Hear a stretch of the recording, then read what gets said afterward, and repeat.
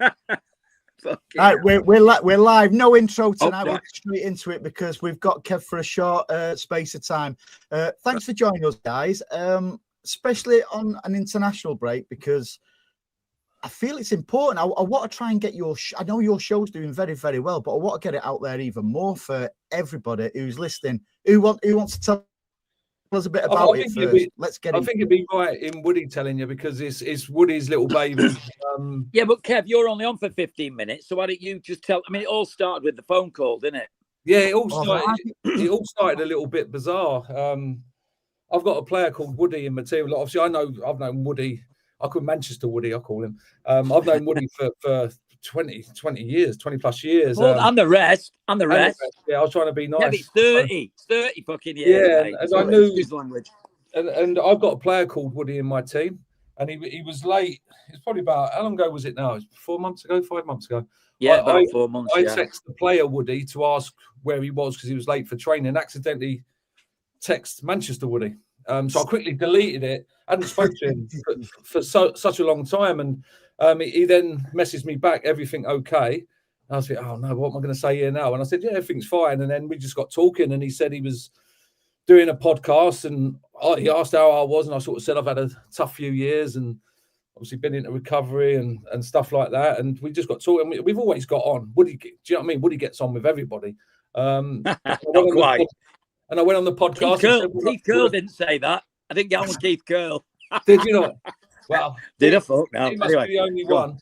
And then, Woody said, would I come on the podcast and sort of share my story? And I'm not going to lie. At first, I was a little bit apprehensive and nervous and scared to tell everyone my story. But I thought, do you know what?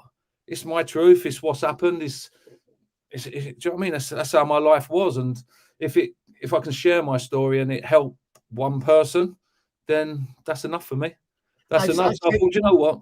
I've said that to you, Anna Kev, when I've messaged you and Woody, that there'll be people on the show tonight that the chat might not be as active, but there'll be people sitting back and it'll be reflective of their lives. And when they see, and I know you're an humble guy and stuff like that, but you are an hero to a lot of people, not just City fans, but I've seen people, West Ham fans and Swindon fans who message you and stuff like that. So you are an idol. Now, if they see their idol, their hero opening up, listen, Paddy will tell you, I've been going through a tough time lately. I really, really have. And Paddy's been there for me. And I think that's why I'm so in touch with the work, what you and Woody do. It's an inspiration to many, mate. It really is. I think that's important. Like I see life a little bit different now. I've always been a caring person, I think. And I'll try and help people when I can. But I think going to my rock bottom, I was living in my car in a company car, in the back of a company car. That's how bad. And I actually didn't want to be here anymore. I didn't see a way out, and I've got so much to live for now. So much to live for. Obviously, the past is my time at City. I wish I could live it over and over and over. And I know it was a tough time for supporters that have been supporting the club for a long time. It was real dark times to be a Man City supporter when I was there. I absolutely loved it. And I've got an affiliation with Man City fans. Always will have. Obviously, I've not got a relationship with the club like I used to. We'll skip that one. yeah. Which, look, for anybody out there, it's nothing to do with the club. It was all on me. It was me playing up and having too many drinks when I was working at the Champions League final. But I'll always have an affiliation with Man City fans because, I don't know, I think they probably look at me as someone that was there in their time of need in terms of where they were. And I always played like City. I don't know. I can't explain it. City fans, when I pulled that shirt on, I would give everything. I would literally run through brick walls for that football club. And I suppose I played like a fan. I wasn't the most talented lad Man City have ever had, but I give everything. And I would smash into tackles, popped up with the odd goal now and again, but I never shied away. I'd play injured at times as well, but that's how much the club meant to me. I'd give everything. So that was a real. As fans, Kev, that's what you've just said. That's reflective, because that's the way you've always come across. And I know you've still got a great relationship with a lot of City fans. You know, I see it on social media and stuff like that, and it's very reflective of what you said, because when every players are not going to play well every single game, you know, and the game's changed now. But even in the good old bad days, I call them, because I still talk about the days, you know, when players like yourself played, like the good old bad days. If you wasn't having, not you in particular, when players wasn't having a good game, they tried. They put, and you could tell they was for the, you know, it wasn't for the want to try, and you really, you know, give everything. Do you know what, Andy? It was a two-way thing. Like we weren't great. We go down as the worst team in the club's history, but in our hour of need, the fans were there. The fans were unbelievable with the stuff they had to go through and watch.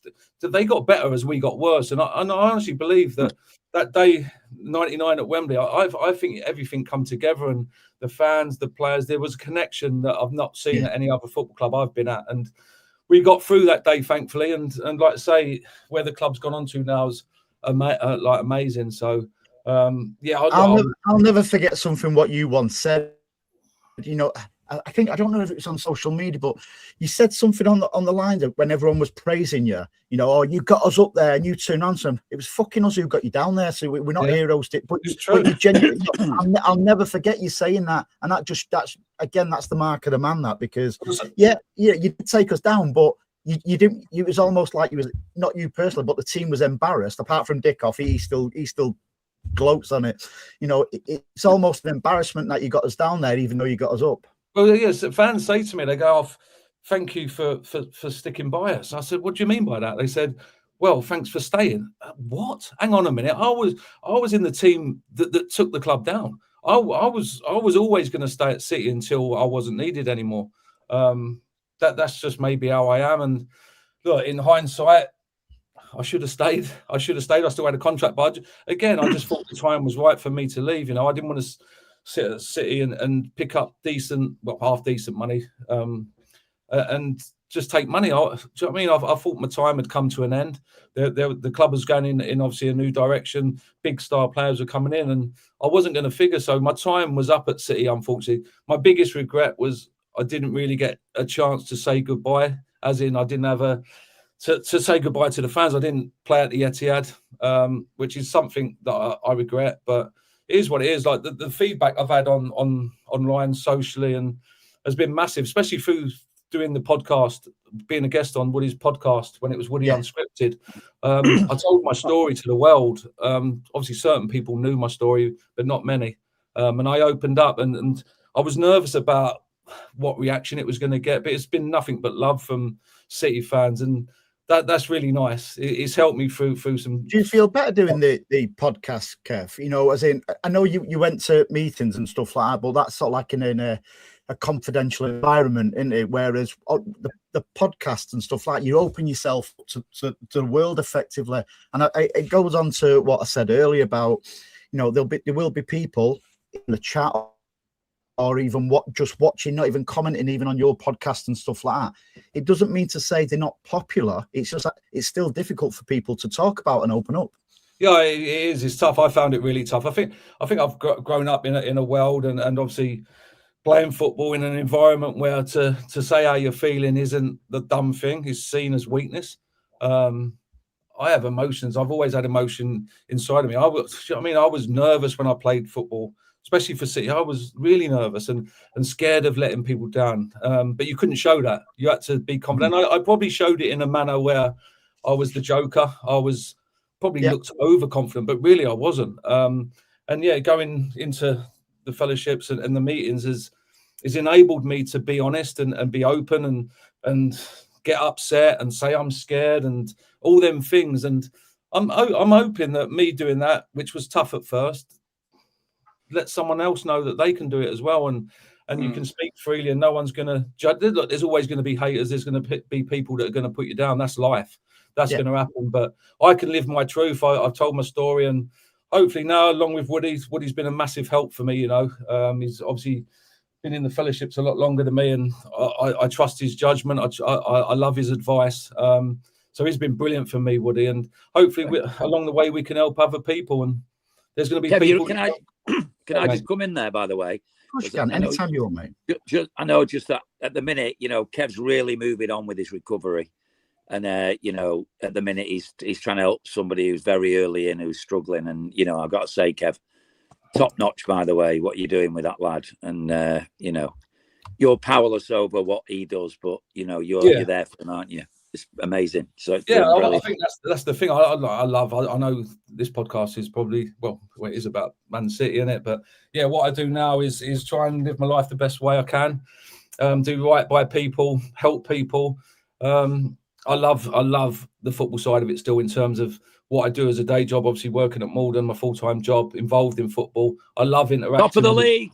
Man City fans. Yeah, I was going to come to that. You wasn't going to get away with that. So tell people what you're, apart from, before you go on about top of the league and the club what you manage, Kev. What's been interesting and for me a success story? Watching yours and Woody's podcast and stuff like that. It's not. It started off sort of like City related, because it's.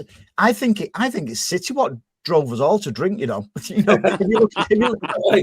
performances probably hasn't helped a lot of people. I probably sent them to drink. You're right. But you've had an amazing, people on there, because I know you've had the likes of Crooksy on there, Andy Morrison, Dibbs, no, we've not. Nick McCaff, we've not Anthony actually. Pythian. Yeah, we've not had Crooksy on yet. We've not had. He's avoiding us. And we're still working. We're still working on Dibbs as well. Right, leave them with me. I'll drop them a message as well, because again, it's probably a bit more heartening for them, seeing people opening up, because it's not easy for people, and seeing the likes of yourself and the people you've had on so far. It's an incredible. Even the guy who is it, the owner of your football club? Is it Barry? Yeah, Barry. Even some of the stuff and the issues. What I thought that was a great one. Like, he's not a big name out there for everyone, but everyone's got a story. And then there'll be something in somebody's story what'll ring home inside somebody's head. Hey, to leave Longsight with 20 quid, and then end up like a multi. Well, he's got plenty of multi. Hey, for long like 20 quid, you are a multi-millionaire, mate. Trust me. Well, I think that's what it is, though. It's not just all based around recovery. There's sport in there, football, obviously, because of my connection. But it's about life stories. Do you know what I mean? Yeah. Life can be tough. Life can be tough for everybody, whether you drink or you don't drink, or you use or you don't use. Life's tough. So we talk about everything, like nothing's hidden away, and what comes up, and we embrace it and talk about it, and let everyone know that there's someone there to listen. We put obviously numbers at the end of the podcast if you're needing help, and all we say is listen. Hopefully you enjoy it. Hopefully you get something from it. If there's anything that troubles you within the podcast that you need help with, there's numbers to ring, and don't you ain't got to do it on your own. You can speak out. The lad who I won't use his proper name, but we call him FIFA, and he's only a young lad, and I'm sure he won't mind me saying it. He does a hell of a lot for mental health and stuff like that. He'll quite he'll openly say that he's gone through a tough time himself.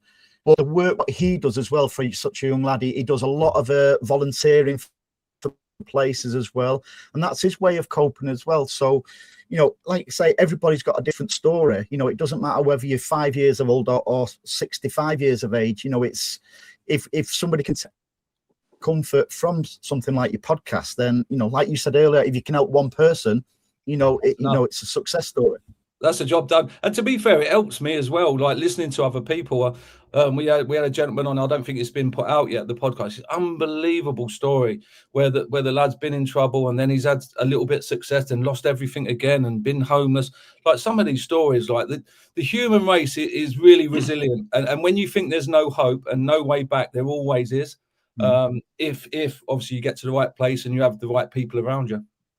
He ended up living in a tree house on the Shaftesbury motorway, on the edge of the motorway there. Wow. And then he did 10 years sober, and then he went back out there. Oh, mate, we've got that one coming up. He's not a famous guy, as in he's quite well known around Manchester, but oh my God. Yeah, it's amazing, wasn't it, Kev? Living in a treehouse. It makes it look like I was lording it up in the back of a car. At Yeah, one stage, that was your three hogs, Kev. Everyone has their own story, you know. It's a dangerous road to get on when you start comparing your story to somebody else's story. Like as they say, when people say, "What's the worst type of grief?" It's your grief. Yeah. It's as simple as that. A quick overview on Paddy as well. Paddy, just tell the guys what you if you whatever you want to tell them about the job you do in your story, because I think Mike really was really I'm interested, Paddy. Yeah, definitely. Well, my area of speciality is mental health. I work in an acute mental health hospital for over 30 years, and then I have my own psychotherapy business outside of that, and I have my own suicide prevention charity that I founded back in 2014. Wonderful. So people who can't afford therapy can ring our helpline, and I'll see them within 24 hours. Fantastic. That's unbelievable, Paddy. Unbelievable. That's just mate. That's just all mega. All they have to do is pick up the number. That's all they have to do is ring the number. That's it. That's the hard part. This is living proof that not all superheroes have to wear capes. That's unbelievable work, Paddy. That is unbelievable. Just sit. It's very true. And again, something that you said earlier, Kev, about people, when you played, you sort of like want happy with yourself because you was the way you fitted in was a joker and stuff like that. And if you look historically of figures, people like Robin Williams, a joker, always a smile on his face. You get people they're more interested in making sure everybody else is happy, rather than themselves. So, it is important to get, those stories out there because it no doubt helps a lot of people. I think that's an important thing you've mentioned there, Andy. But from the outside, I probably looked quite happy. Inside, I was dying. Once I hit rock bottom, I was still going to work and pretending that everything was all right, but it wasn't. And it took for someone. Well, Jeff Whitley actually called me. He was working for the PFA, and I had a phone call off him, and he asked how I was, and the usual reply with men, and yeah, I'm fine, mate. Yeah, I'm good. Yeah. He went, no, you're not. And I went, what do you mean? He went, someone spoke to me, and yeah, that was my olive branch to stay here. Really. So I didn't want to be here. I didn't want to be here anymore. And now it was Andy Morrison, wasn't it? Andy Morrison had let Jeff know. Yeah, and other thing, and somebody else.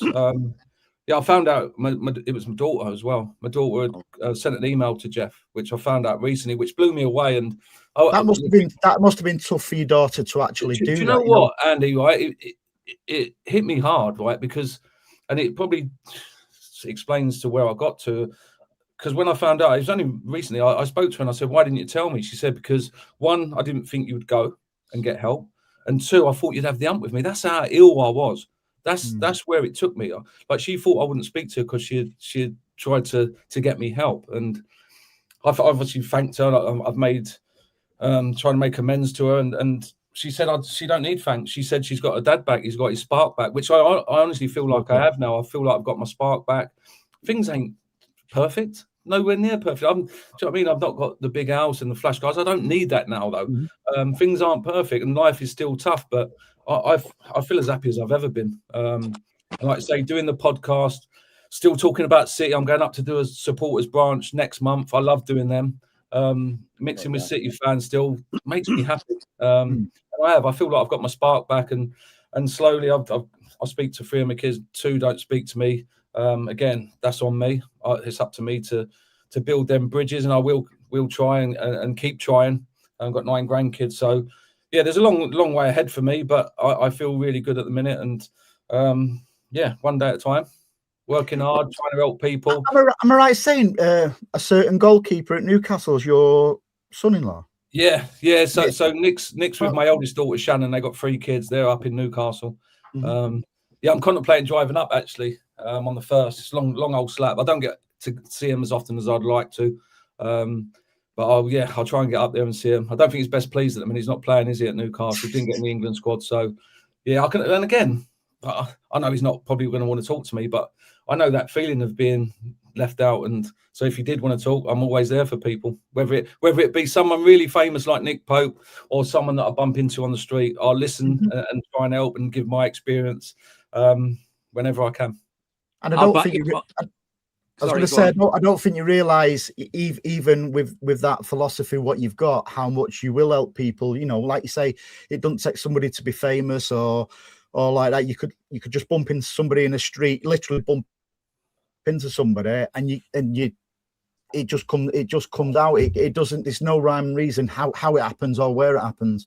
Yeah, well, I'll give you this story quick. And look, drinking become a really bad thing that I did, but there was good times. There was good times as well. And one of the good times, and it wouldn't have happened without a drink.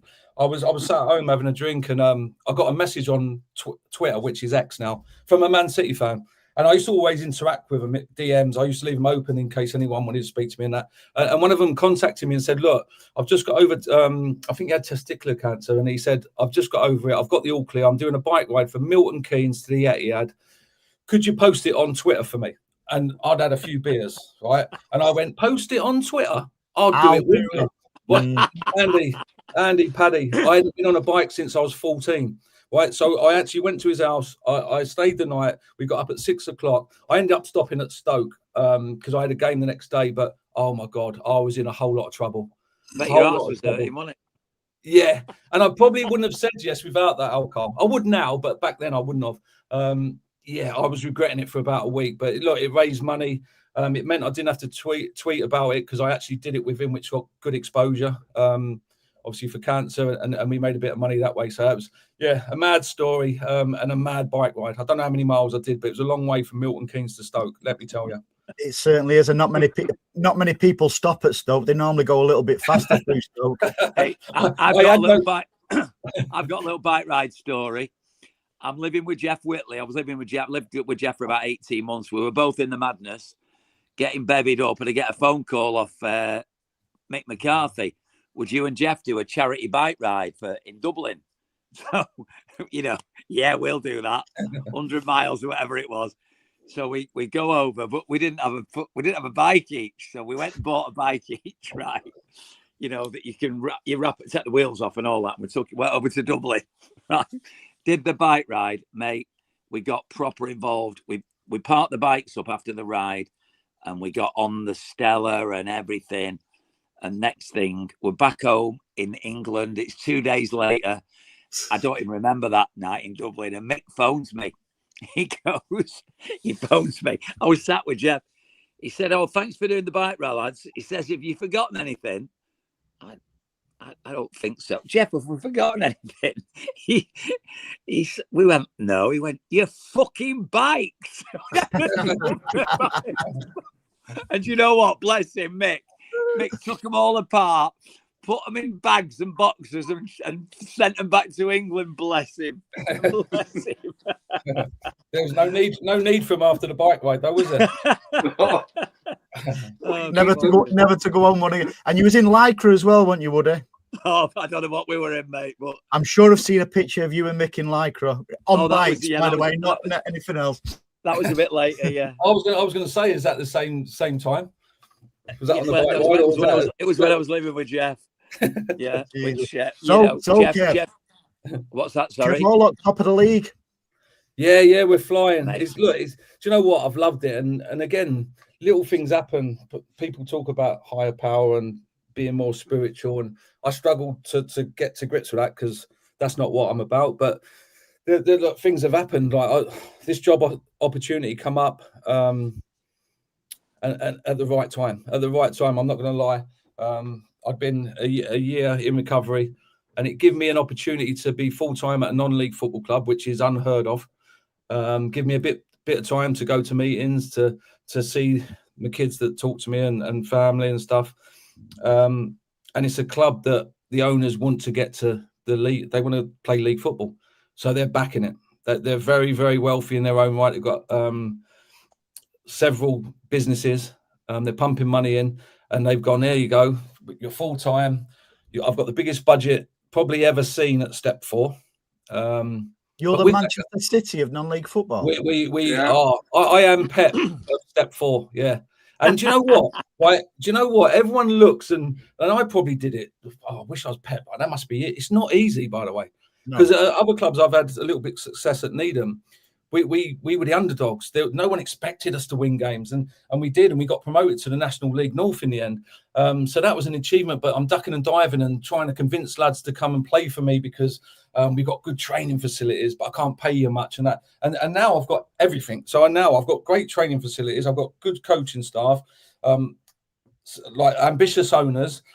I can give them a good wage. Like I've got everything. It's tough. Do you know what? Because you have a target on your back. Everyone wants to beat you. Mm-hmm. Everyone wants to see you foul. Everyone wants to you to fall flat on your face. And Pep must have had that. Pep must have that. And I take me out of to him. You know, the amount of trophies he's won, especially when you start doing it back to back. Like it must get so tough to keep producing. And that's what I found. It has been tough. Teams play different against us.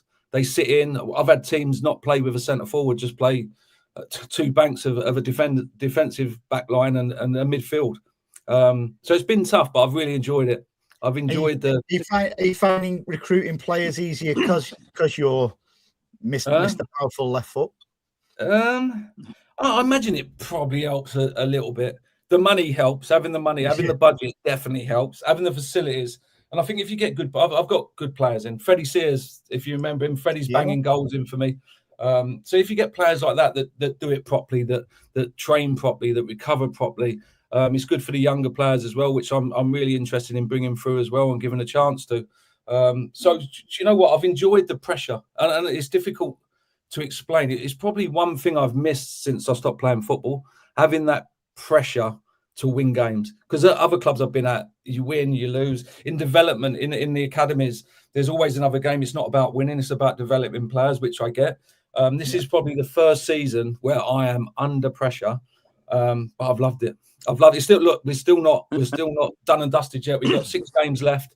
We're top on the same amount of points as Phoenix, though. I think we've got 13 better goal difference and a game in hand. So we've got 6 cup finals left, and if we win 5 of them, we'll be champions. You will.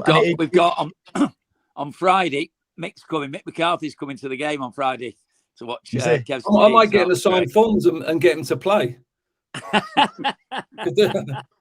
just Mick's legendary with his interviews in it. Remember when he went on that horrific run of losing games, and the interviewer said, "It can't carry on, can it?" And he goes, "It can." It can. Yeah. It's gone absolutely viral. They had T-shirts. I had a phone call. When it was the last international break. Sorry about the cough. When it was the last international break of Michael Brown in the and they'd had a few. It was a Sunday, and he went, Woody, I'm with Wayne Rooney.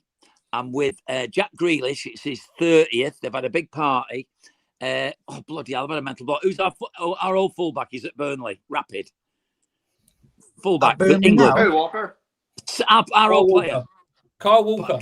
Kyle Walker, Wayne Rooney, and Michael Brown, and they've had a few scoops in. It's a Sunday, and they've done a themed party. The DJ did Mick McCarthy voices all night, and they all have these shirts on. It can, right? Jack's party, right? Fucking mental. And he's phoned me, Brownie, can you give us Mick's number? We want to phone Mick. It's Jack's birthday. We want to hear him say it can. Well, you know, I phoned Mick. I said, Mick, they want you to phone. Woody, give me Michael Brown's number and I will send Jack Grealish a happy birthday message. Brilliant. Bless him. It's gone mental. It's gone mental. And then this film's out with him in, with Steve Coogan. I don't know if you've seen it. No. Oh, it's called Saipan. It's about Roy Keane and Mick with the World Cup and all that. Oh right, yeah. Oh, mate, it's Steve Coogan plays Mick. I think he's 5'8". Yeah. They've got Roy Keane 4 inches taller than Mick. It's fucking mental. It's just poor. Anyway, there you go. Steve Coogan grew up where I grew up. He was he didn't last there long when he started getting a little bit famous. He moved from Gorton. Is he from Gorton? Is he? Yeah. Is he from Gorton? Along the border of West Gorton. Yeah. I didn't know that. Small world, but I wouldn't like to walk around it. Yeah. So who have you got coming up next, or who are you trying to get on your podcast? Well, we've got Ian Brightwell coming on. I mean, the story of him, and he's got so many games for City, but his story about his parents is equally amazing. You know, they're both Olympic athletes. What's that? Sorry? He used to get mocked for his parents. Honestly, his mum, she's going to come on the podcast, by the way. Sure. Did I tell amazing, you? wasn't it? She got an Olympic gold medal just in a drawer at home. Like mental. Yeah. A gold medal, and she was the world record holder. Excuse me. Unbelievable. Unbelievable. It was a funny one, Bob, when he played for City, wasn't it?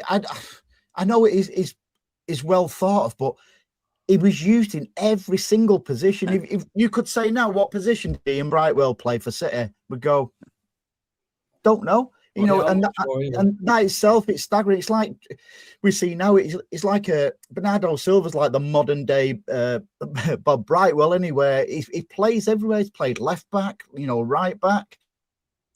What do you reckon about? Do you think the league's over now, Kev? I do. I've sort of like conceded it. Yeah, I'd be very surprised if Arsenal throw it away. I'd love them to bottle it. I'm not going to lie. I've got a few good friends that are real big Arsenal fans, but yeah, as optimistic as I normally am, I think it's done. Yeah. I feel next season could be a good season because it's almost like we're almost ready to click with the next class, Pep's graduates. Because we've got some great players there. We've got like Kushinoff, the lad Reese, who's playing in Spain at the minute. He looks like he's going to come back. We've got the makings there of a really, really good title-winning squad again. Yeah, he just came into the Brazil team, didn't he? The Hayes was called in. Yeah. But I've been so. Who impresses you most? Is it a midfielder, Kev, in your kind of position, or is anybody who stands out for you now? I've not seen a lot of it, if I'm totally honest. I'm normally right on it, but with what I'm doing now, and obviously the meetings I'm doing and the job I've got, I've took my eye off the ball a little bit, if I'm honest. But the lad Kushinoff that you mentioned, unbelievable talent. How they recruited him, I do not know. No one has ever heard of him, and he's come in. He's got pace. He's aggressive. He looks a good defender that can read the game, and I think he could be one. Well, he's that young; he could play for the next 10 years at City. He's actually faster than Kev Horlock. Is he? Yeah. So am I though, Paddy. Over a yard. I'm faster than Kyle Walker up there. I'd leave him in my way. But again, with some of the players, what we've got, and we've said this on our show a few times, Kev, where everyone was questioning Pep, in particular the back end of last season, going, why we're not playing, we bought these players in January and they're not even on the bench or in the stand. Being in the stand is part of the education as well, because I should imagine Pep will be going, right, when you get your chance, I want you to do this. I want you to watch the game. And when you get your opportunity, you know exactly what to do. And I think Kushinoff in particular has just been sensational since he come in. He can play anywhere across that back line. I'm a huge fan of and again he's not been very popular with City fans, but they're warming to him now, and that's Nunes. I think he's been brilliant for us, Nunes. Playing right back, in his familiar position, and he gives his all. And most times he's playing on his own on the right. It's one of them. Go on, sorry, Woody. Go on, Woody. I was going to say I love Jeremy Doku. Oh my God. I love watching Jeremy. Do you love Andy? Do you love Jeremy Doku?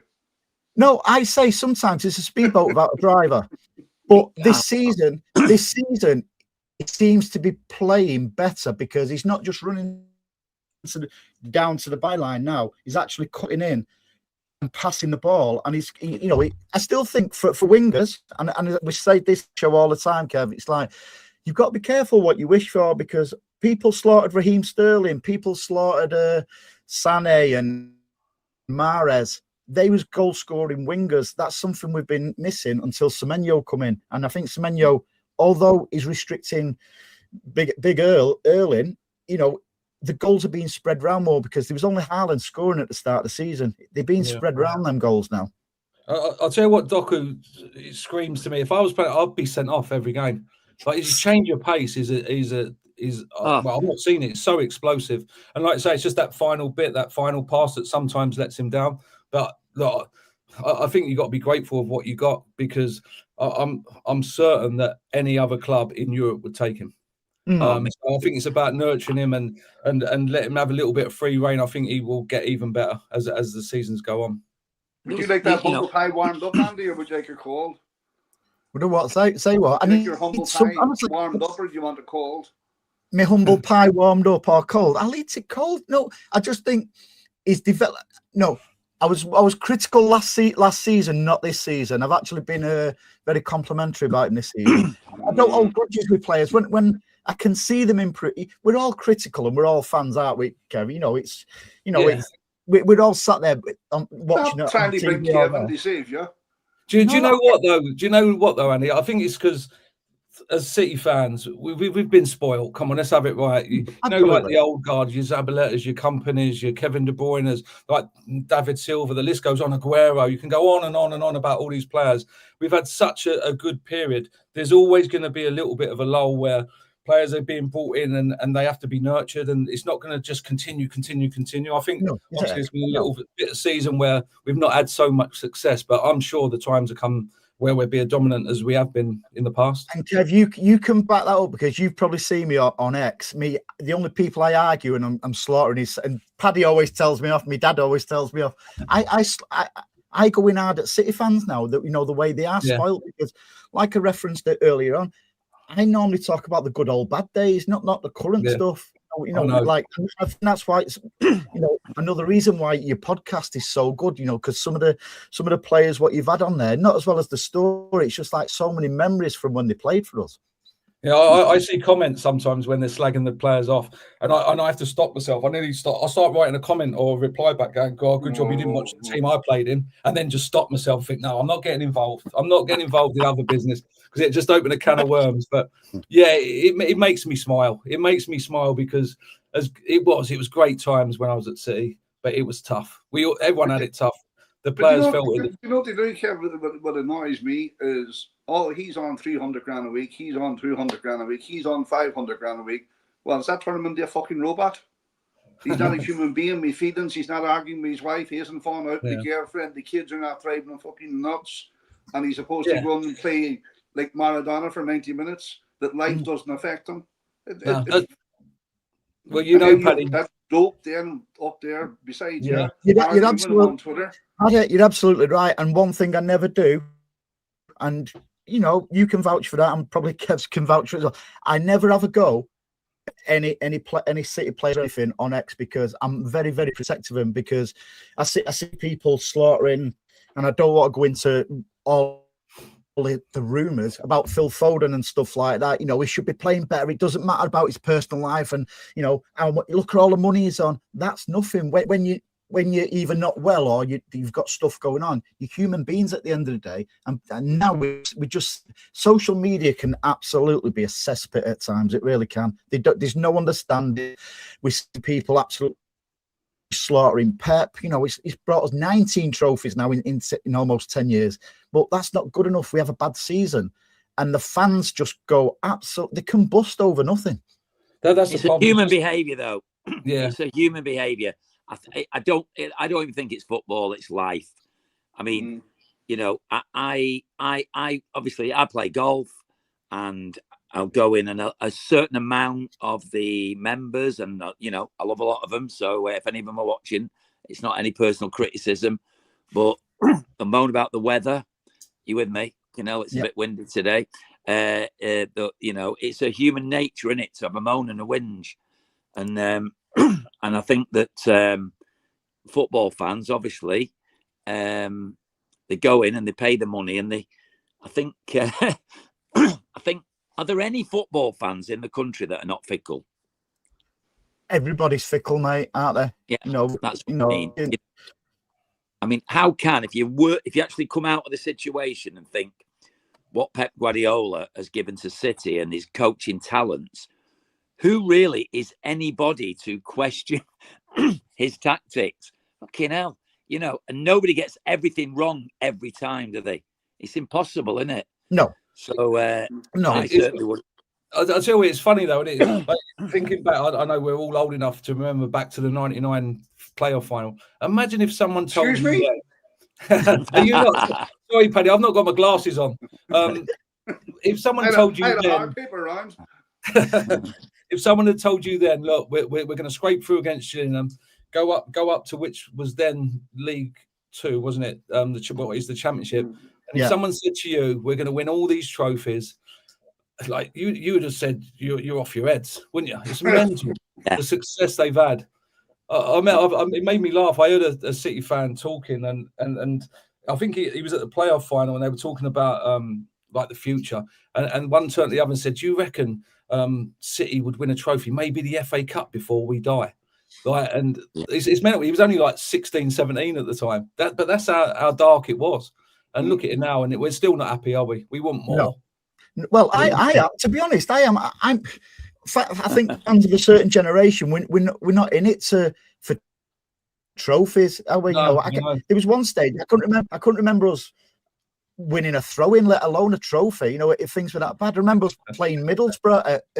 Was you in that team? I can't remember what year. Do you know what? We had something like 30 shots on target against Middlesbrough. They had won and they beat up on think I was. I think I was at club. I think I was injured. I think I was in the away end. I think I travelled up and was in the away end. But I know the game you're on about. They're the kind of stuff what I look back and laugh on. Things like Jamie Pollock's own goal with the header and stuff QPR. Like that. You got goal of the season that year for QPR. Yeah, player of the season, I think. Yeah, but again, it's all City fans are like that. I think City fans above everyone, and people may criticise me, and I think the only fans that I can sort of put on par with City fans is Newcastle fans, where they've gone lower, that they're fanatical, but it's about the club, it's about the badge, it's about Manchester City. It's not about winning things. Yes, that's the cherry on top of the cake. Yes, you want your team to be successful and all that, but it's living, and you're embroidered in the football club.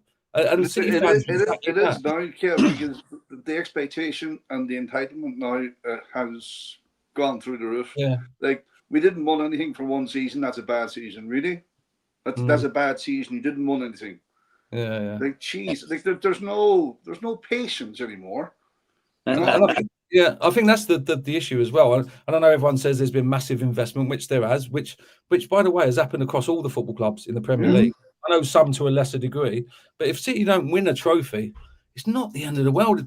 Another team's just played better.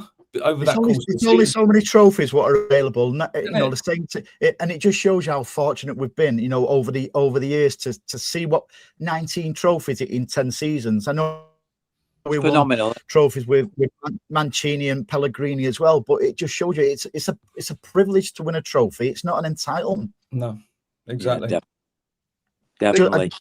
He thinks the league is over, right? And I keep saying to him every week, maybe I'm delusional, but you don't think it is, Paddy? No, absolutely not. And I'll tell you why. Because our game against Crystal Palace, right? We won that. We beat Arsenal at the Etihad, and that's us 3 points behind with about 4 or 5 games to go. Think about it that way. Yeah. That's all ifs and buts. Like I keep telling you, if my auntie had bollocks, it'd be uncle. Well, tell me, we're 9 points behind. Yeah. With a game in hand, then we've got to play them, haven't we? Is that right? Yeah. And they've got a better goal difference. Right. Marginally. Yeah. So it's stacked a bit, but listen, football, you never know, do you? Yeah. I mean, you never know. And to be fair, a factor that could come into it, like what you're saying, Paddy, is Arsenal have not won it. No. Do you know what I mean? For years, and the players there don't know what it's like to get over the line, and there will be massive pressure on them. Champions League as well. They're in that still. When there's pressure, mad things happen. That's why you see cup upsets, isn't it? When you go to these lower league teams and the pressure's stacked in your favour and you don't perform and there's upset. So look, Paddy, I hope you're right, mate. I really do. So fingers crossed for that. But that's dependent on us applying the pressure by beating Crystal Palace and by beating them at ours.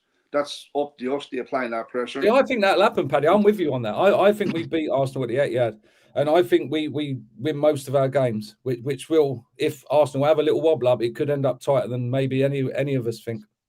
Can you imagine that? I think it's okay. Paddy's never right. Never. Well, Paddy, before you go off air tonight, then you better say Arsenal are going to win it. Can you imagine this? If you every week we know. every week we normally have our little predictions and stuff like that, and he's never right. I'm normally the closest wrong to being right, aren't I, Paddy? The closest wrong answer.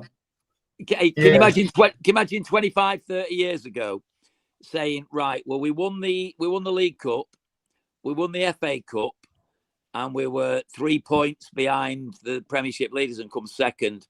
It was a miserable failure. It's just mental, isn't it? You know what I mean? I'll tell you, Woody, many years ago when I lived in London back in the 80s, myself and there was a group of friends of mine from Bolton who got me into sport. Whereabouts in London were you? Whereabouts in London? North London, Wood Green, Turnpike Lane. Oh, yeah, near Spurs, yeah. Yeah, near Spurs, but the lads I was living with, they were all from Bolton, and the majority of them were City. Yeah. Bolton. Yeah. So they were City fans, so my first match was Arsenal against City at Highbury. But we usually have a bet. This is how fucking nuts we were. We used to have a bet with a fill in the KFC every week. Man City won, the grub was free after the piss up. Or if Man City lost, we had to pay double. The fuck your man retired out of us, like. We never won a match.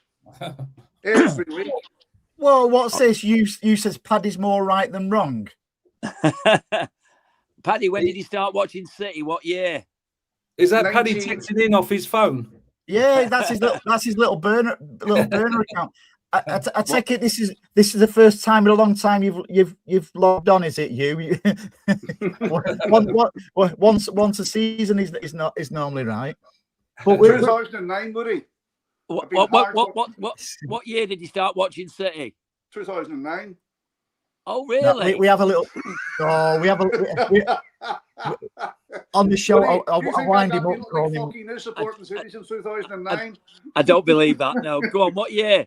86. 86. Yeah.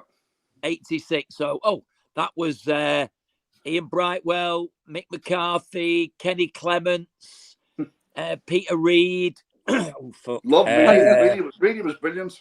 Yeah, tough as old boots. Paddy, how did that actually happen then? I'm interested to know how you was a blue, because the majority of people around that time were Reds, weren't they? When I went to London, the house share I was in, all the lads were from Bolton, right? And they were all Blues. Oh, right. There you go. What a move to London that was then, mate. Was Eric Nixon in nets? Was it Eric Nixon? Who was the keeper? He's another West Gorton lad, Big Eric. Yeah, who was the keeper? Was it Eric, or had he left by then? I think it was, I can't remember. That now I have a fucking memory like a goldfish. It was 86, 87. Mick went in about 88. I think he went to Celtic. Yeah. Yeah, and then we had a bit of a tough time, didn't we, around all that? Yeah. You know Surprised you can remember, what I found about City fans back then, right? You could travel the world and you could meet a blue with a Man City top on, and you could talk to him like you knew him all your life.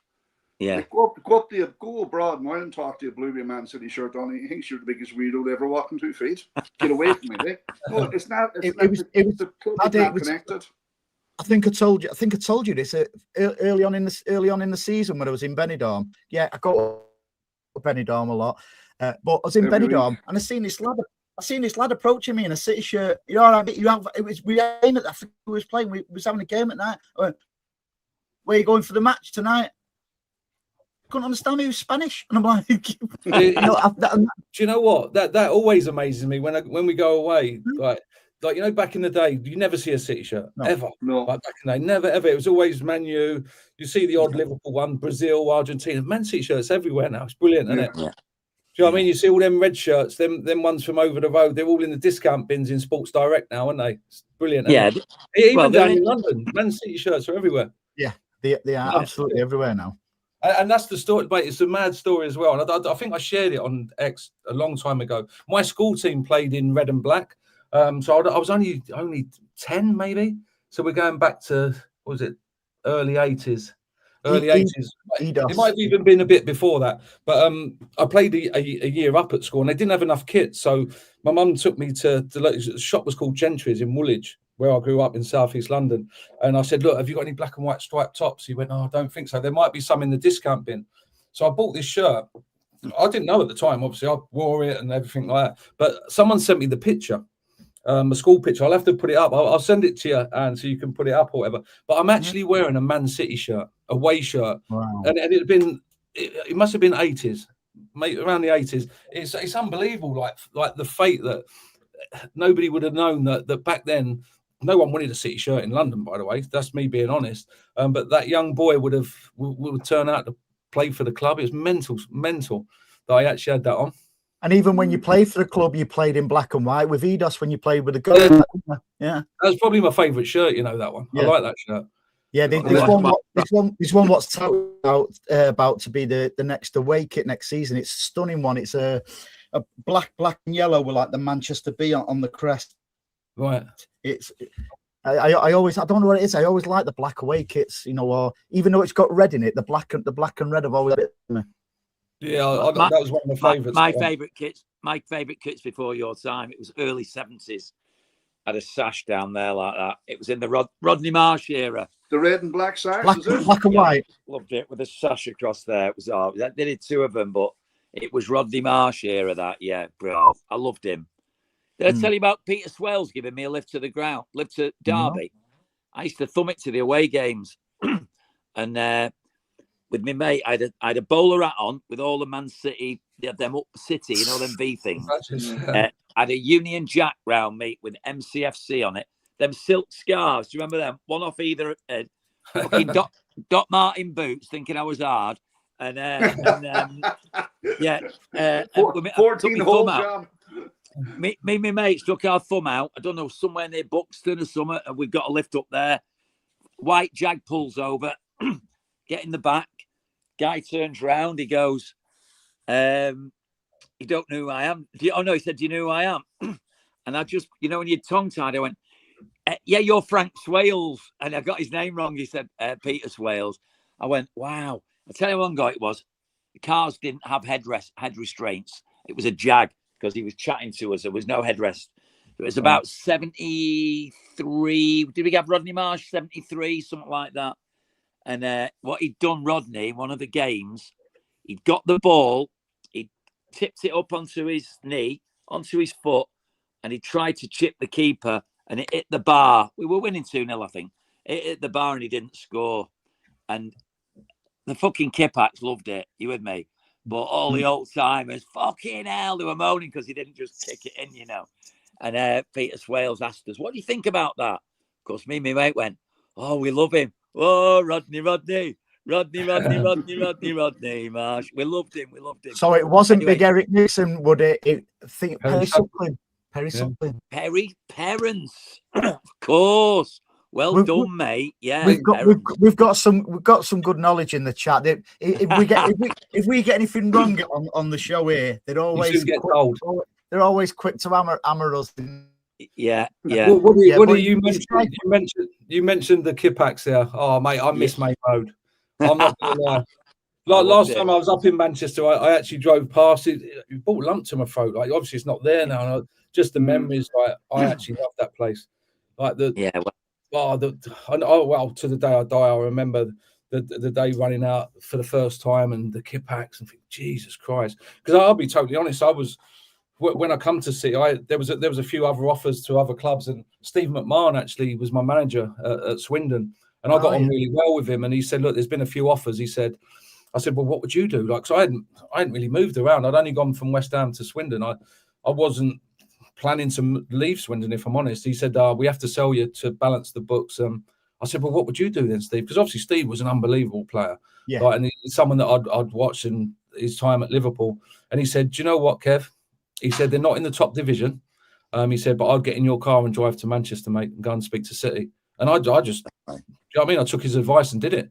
There was a couple of clubs interested in the Premier League at the time, but I trusted him. And do you know what? It was the best decision I ever made. Signing, I didn't realise how big the club was. I've said it many times. I knew it was a fairly big, but I didn't understand the size of it, the loyalty of the fans. And it was a tough time, but they were still there. And running out at Main Road, seeing the Kipax fall and God, my hairs on the back of my neck are standing up now. It's like, and then I think that's the thing. I appreciated what I was doing. I appreciated that all them fans in there would have loved to have been me playing for Manchester City. So that's why I played like that. I played like a fan and give everything. Wasn't brilliant all the time, but I think that's why they could relate to me a little bit. It's weird, wasn't it, Kev, though? Because round that time, you know, when we was bounced down, the shitter we got, we had to build the Gene Kelly stand, you know, to get more fans in. It was almost like we was putting two fingers up to everybody who was mocking us, you know, the position we was in. But even like the stadiums now, I'm not a huge fan of the Etihad or any stadium. I just before they moved, I used to love Villa Park. Villa Park's probably one of my best, you know, away grounds because it's old school. Goodison was great, wasn't it? Yeah, Goodison was great with all. But hey, lads, can I just stop you there? Do you know what that means? That means we're getting old, mate. Because old people always go, "Oh, when I was younger, I preferred that the old Wembley. I prefer the old Wembley." Yeah, whatever, lad. Yeah, listen, Andy. Let's also remember Derby County away. Well, Angela, I'm older than you. In the 70s, Derby had a great team. I think they won the league in 74. We should have won that year. Fucking hell, that was it. When Franny played for him. Yeah, we brought in Rodney Marsh, and Malcolm Allison said Rodney's going to win us the league. And to be honest, he was 2 stone overweight, and he wasn't at the races. And I think we'd been about 5 points clear, and we fucking blew it basically. Derby went. No, Franny went to Derby, didn't he? Was Franny at Derby then? You know, I'm not quite sure now. I've lost my track now. But that 2 stone overweight was probably because he went to the races a lot. He was quite a big lad. His arse used to wobble, but he had superb talent. But the North Stand became the end for about a season or maybe 2, and all the lads from the Kipax went in the North Stand because it was standing up. And it was pretty fucking amazing, you know. The North Stand was great because you could see all the scars better in there than in the Kipax. But then, obviously, it made it seats and it went back into Kipax. I think it was standing when we drew 3-3. I'm fucking going back here to the early 70s, probably before everybody's time, this. But we drew 3-3 with United. That was a great game. Great game. Did like the leather string through the football and that? Then, oh, mate, not quite. But, you know. Big bladder. I got to be honest with you. I did always love Georgie Best. I know he played for United, but how could you not love Georgie Best? What a fucking dude, mate. Well, that's a fan's perspective, though, because you probably felt the same, Kev, when you was playing. It's like if you sort of like mingled with United players and stuff like that. To you, it's you take the emotion out of it. Of like us fans, we're emotional. What's he doing out with a rag? Yeah. But as like you see it all the time now, where say City players are out and they're having meals with United players and stuff like that. It doesn't. Mike Summerby, Mike Summerby was Georgie Best's best mate. They had a good team together, didn't they? But we didn't mix with Man U players. We just weren't on their level when I was at City. Do you know what I mean? We couldn't afford to eat where they was eating, mate. Let me tell you, they was like the superstars, weren't they? But now they're all superstars, aren't they? They all play international football together. They all mingle. Would you like to be playing now, Kev? Oh, I would like to still be playing football. I think it just gives me a freedom. I'm honest. I am honest. If I was playing now, I wouldn't have got to play for Man City. So I'm not going to change the past and say, I wish I was playing now instead, because I wouldn't have got anywhere near that now. So I'd have been in the Championship at best. So, yeah, I'd love to still be able to play football. The new kind of stats and fucking doctors and you know what, I would struggle though, Paddy. Like, I can't touch my toes these days, so I don't even play vets football. But I think football's moved on so much. Like, you talk about the stats and you talk about dietitians in there and what you eat and everything's pace. Like, I didn't have any pace. I looked like I was running in treacle my whole career. So I wouldn't have got anywhere near it. So you do yourself a disservice there. You know, I don't know what fucking people passing you. Do you know what? I'm happy with what I did, where I got to, what I've done. Had some tough times, but wouldn't even change my tough times now, because it's made me what I am today, and I'm moving forward with my life. So look, there's certain things that I wish I hadn't done or had happened, but it's made me what I am today. And never forget this. In order to see the stars, you have to visit the dark places. Yeah, That's true. Yeah, very true. Very true. So a question for you, Kev. Does it piss you off that everyone goes on about Dickoff's winning goal when you scored a belter, mate?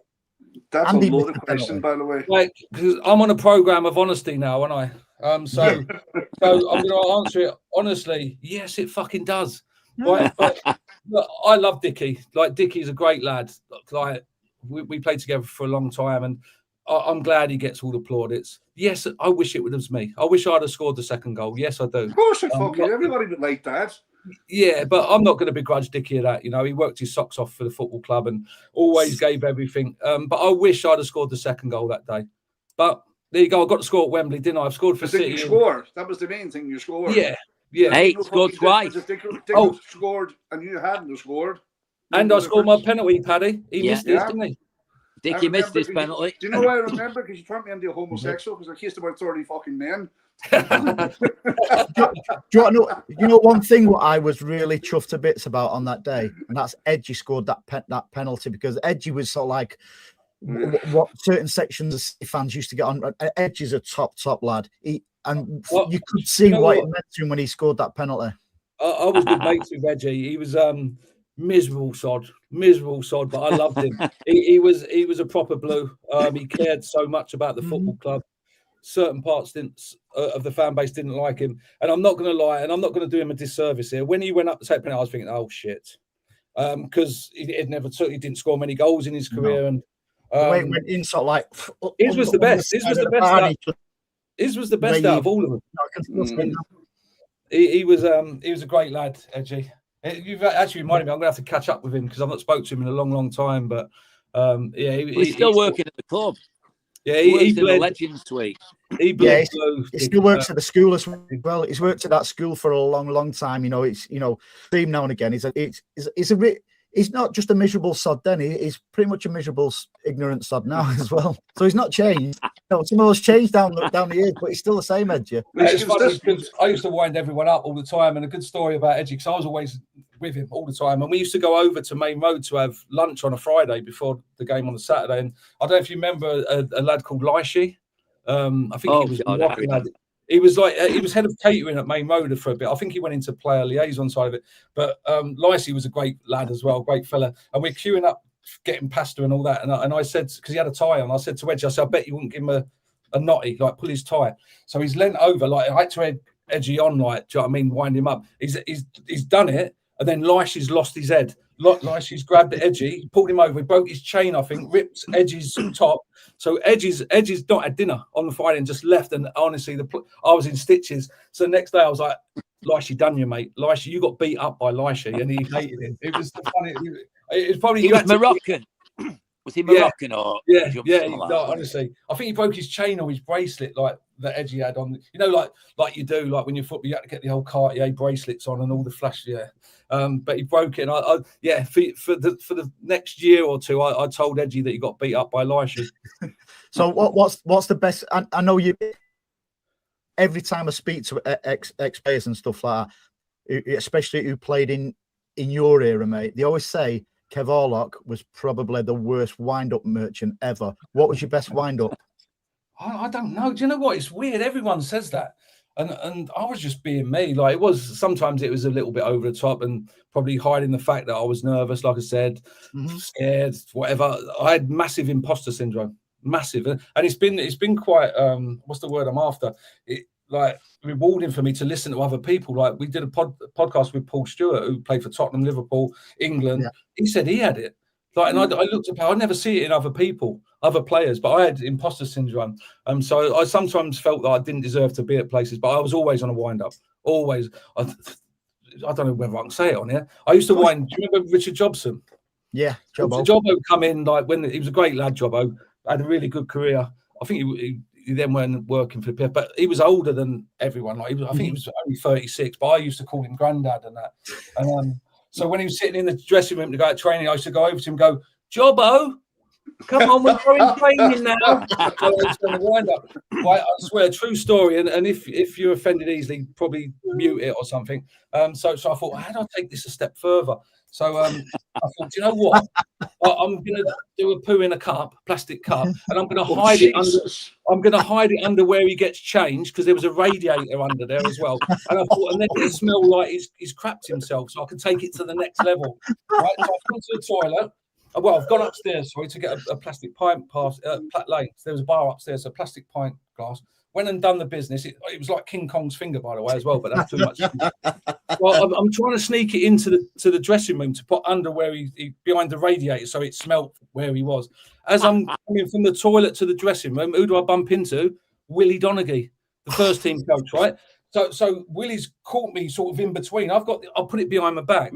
I had a 15-minute conversation with Willie Donaghy about tactics and shape, right, with a turd hanging out of a plastic. And I'm not sure if Willie knows that, but he will now if he watches this podcast. And I'm sorry, Willie. That was a funny story about Pickett with Andy Morrison's lad. That's a good one, isn't it? Yeah, so Andy, I was mates with Andy Morrison as well, and he used to come around my house, and we used to play pool. He was a hustler at pool, by the way. He used to always take money off me. But he come around with his lad Aaron one day, and Jock was in the kitchen making a cup of tea, and I was playing his lad. His lad would have been, I don't know, 7, 8, but he was massive. I think his lad's about 7 foot now, but he was a big lad for his age. But he's playing a shot, I'm playing a shot, and I sort of picked my nose with that finger, and then I put my little finger in his mouth. Sorry, I went like that.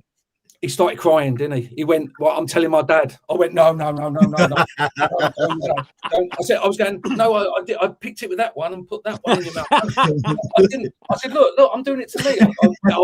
Mate, he was going to tell his dad, and his dad would have killed me because he'd been one of them, like he did. Was it with Fashnu or something? On court that time when he lifted him up. Honestly, but he let me get away with a lot, and so he's gone in and told his dad. Like, so his dad's making a cup of tea. By the way, in my house, right? It's in my house. And he's lost his head. He's chasing me around the pool table, right? Trying to kill me. So I actually run out the house. I run out the house and didn't go back to the house until we left. That's how scared of Andy I was. Speedy recovery to Jock as well. I thought you said you weren't fast. No, but Jock was as slow as me. And if you've got Andy Morrison chasing you, mate, I'm telling you now, you go a step quicker. He said on the podcast, Andy Morrison is officially the slowest player that's ever played in the Premiership. That's what he said. I told us that, didn't he? Wow. But what an effect he had. What was it like when he come in though, Kev? He wasn't a big name. He was at Huddersfield. What a difference he made. Yeah, I've said it loads of times, but and rightly so. The word legend is a word that's mentioned too often, in my opinion. But he was the difference. He was the final piece that got us out of the shit because he changed that whole team. Yeah, it's just his leadership. He was fearless. We had a lot of players, some of them decent, that would have or could have got us out of division, but we were nervous, we were scared without saying it, like I said before. And Andy come in there with that no nonsense, and he was our leader, and we stood behind him, and he just give us something extra. And he scored. So he was a lot better player than maybe people realise. I know he had a few injuries and didn't play as many games as he probably would have, but he was up there for me. He was up there, and the most important. Take away Dickie's goal, take away my goal, and everything that people talk about. If we hadn't got Andy Morrison, we wouldn't have got out of that division. I'll tell you what, he's at that final whistle, he soon sped up for the big pylon, didn't he? I wonder what to do at the bottom of that. And to be fair, do you remember the picture? And it was Andy made us do it. Like, if Andy told you to do something, you did it. And we listened to him as a team. He was our leader. You know the picture? Have you seen it? We're all on our knees and we're all doing that to the City fans. He made us do that. And you know what?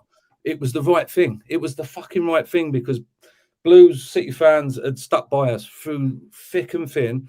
They're there in numbers. And he said, we owe them one. We fucking owe them one, and we've got to get on our knees and we've got to show our appreciation. And he made us do it. And I always look at that picture and think, do you know what?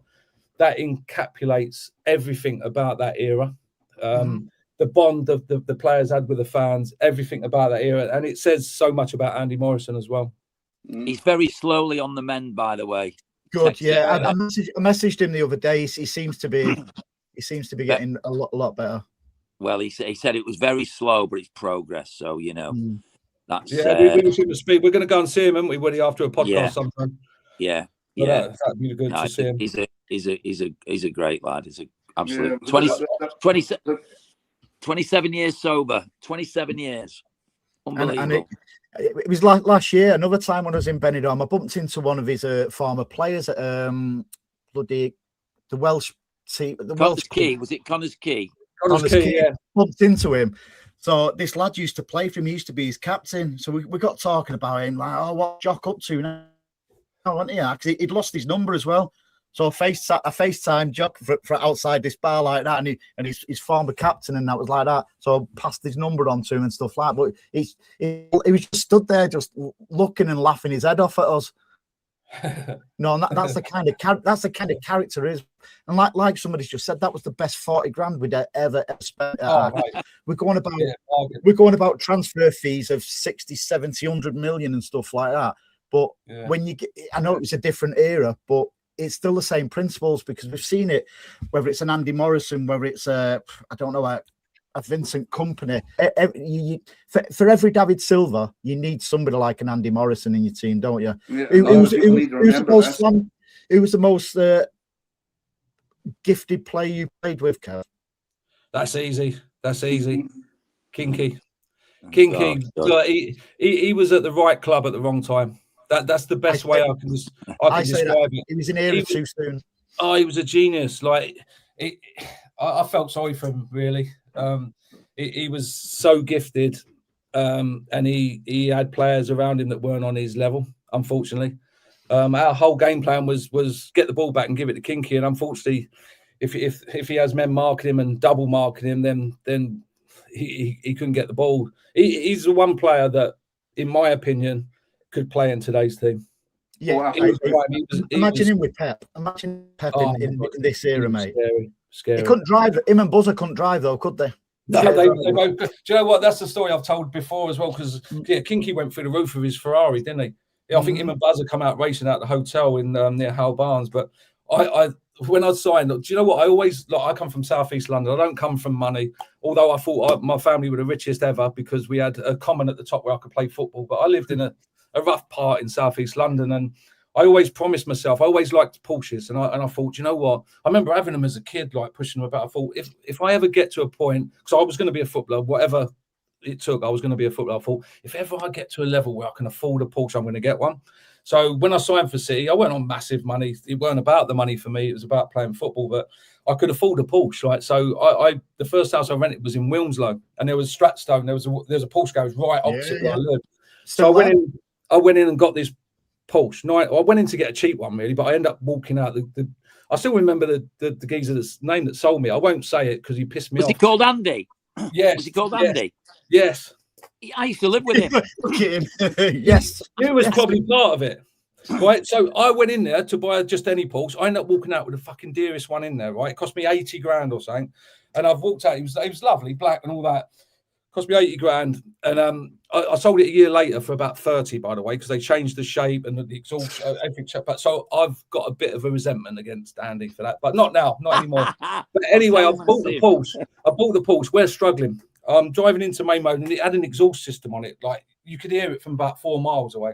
So I've come near main road, and as I've got to a junction, Frank Clark's going past, right? So I've sort of slid down the chair like that. I'm like that, so he don't see me. But I see him clock it. We've gone into main mode before the game. He's walked in. He went, "Who's fucking Porsche? Who's got the fucking Porsche?" But he used to always jingle coins in his fucking pocket. He's like, "Who's got the fucking Porsche?" And then I said, "Oh yeah, Gaffer, that's me." He went, "It's a fucking disgrace." He said, "Disgrace. We're at the bottom of the league. It's a fucking." So I was like, "Jesus Christ, I should get rid of it." So that was on the Saturday. I think we won the game, which helped. Sunday, I've gone home. I'm sat indoors. Well, I'm in the garden with the kid. The kids were only little at the time. And all of a sudden, I've heard this exhaust go, vroom. I think, fuck, someone's nicking the Porsche. So I've gone scampering through the house, come out onto the drive. My car's still there. And I've looked like that. Georgie Kincladze's sat in a red soft-top Ferrari, right? Red one, right? And he looked at me. I went, "All right, Georgie." He went, and I didn't really know him that well at that time. He went, "You get Porsche, I get Ferrari." And he just drove off. And he just tried. And you know what? If anything's fitting, that is because I was never a Porsche, but that lad was a Ferrari, mate. He was a Ferrari of a player. He was. He like say. I've always said he was a generation too soon. You know, the things what he could do. It almost seemed to have broke his heart when he left. When he had to go to Ajax. I know he later came back to Derby, but he was never the same player, was he? When he went to Ajax. No, a generation too soon. Yeah, 100%. Remember that? Do you remember that Christmas party with him? Do you remember that Christmas party? I don't know if I should say this one. Actually, give me a couple of minutes to have a think about it. It might be inappropriate. I've been thinking, Woody, what are you thinking? What are you thinking? Post, does it? What are you thinking about it? Was I there? Well, I would assume so. Kit Simon. The story's not about me, though, is it? No, it's not. Tell it then. Go on, tell it, mate. Go on, tell it. We're all ears, mate. We're all ears. Well, when Curly went and they made Kit did really well for us when he was not captain, really, didn't he? But I think the pressure got to him a bit when he was captain. But when he was captain, he said to me, "Oh, Woody, you know everyone round here and nightclub owners and fucking all that." He said, "Can you organise the City Players Christmas party?" Can you imagine? I'm a City fan. Can I organise the City Players party? And I went, "Yeah, right." So I always had this thing with Georgie. He was amazingly brilliant, right? And we used to go out with him quite a bit. I used to go out with him with Dibs and stuff quite a bit. But, and you know, a great player, but he was quite boring. And so I wanted to be his mate because he was Georgie Kincladze and I'm a big City fan. But, you know, he could put a fucking glass eye to sleep, mate. So it was a bit like, I want to be with him because I'm a blue, but does he talk? He doesn't fucking speak. So he'd come along, but he wasn't very entertaining. So I was organising this do, of course. So, of course, I'd get a couple of strippers on there, don't I? Before phones and cameras and all that. Mark Stott owned the bar. Mark Stott, who owns Stockport County now, he owned the bar. He blames me. He said, "You were my introduction into football, organising that party." So we had the old bar and got these two strippers. I had a little word with them, you know. Could you go like as far as you possibly can with that little fella over there? Oh, man. They took his clothes up there. Anyway, I won't go into the other details, but it was fucking legendary. He would have hated that. Can you imagine these days? Oh, my God. It'd been on social media within a millisecond, wouldn't it? Yeah. So, Kev, like you said, you don't play anymore, but you'd still love to play. They do walking football, you know. You could invent something called aggressive. Mate, do you know what? The last place I worked before I took the job at Malden, I used to take the walking football. And do you know what? Like, I'm going to sound really sad here. It's the first time I felt quick in my career. I can walk fairly quick. You know, the aggressive walk that everyone talks about. Head forward, one leg slightly smaller than the other, and leaning forward. Mate, I felt rapid. I was going past these fellas quite easily. Oh, look, admittedly, they're 84 years old, right? But it's the first time I've got to say it. I went past someone, did a little skill, and scored. Do you know what I mean? It's like, but the walking football, I actually loved it. You know, I do a little bit with the older boys. Like I used to do walking football, and I do a thing called Sporting Memories. I don't know if you're familiar with it. No. So basically, I introduced it where I used to work at Haverhill, and I still do Sporting Memories, but I don't work there anymore. I consider them my friends now. So basically, it's set up for early onset dementia and loneliness. So people that sit at home on their own. So it's called Sporting Memories. We basically get together. I make them a coffee. We have biscuits. I do a quiz. We do spot the ball. Do you know what? It's absolutely brilliant. We're all getting older. Do you know what I mean? And we are, mate. I love doing it. I go out and do it on a Thursday, and I've got about 14, 15 gentlemen that are involved. And I sort of try and do it as a meeting in the fellowship that I go to. We talk openly. So I get them to say out of 10 how they feel today.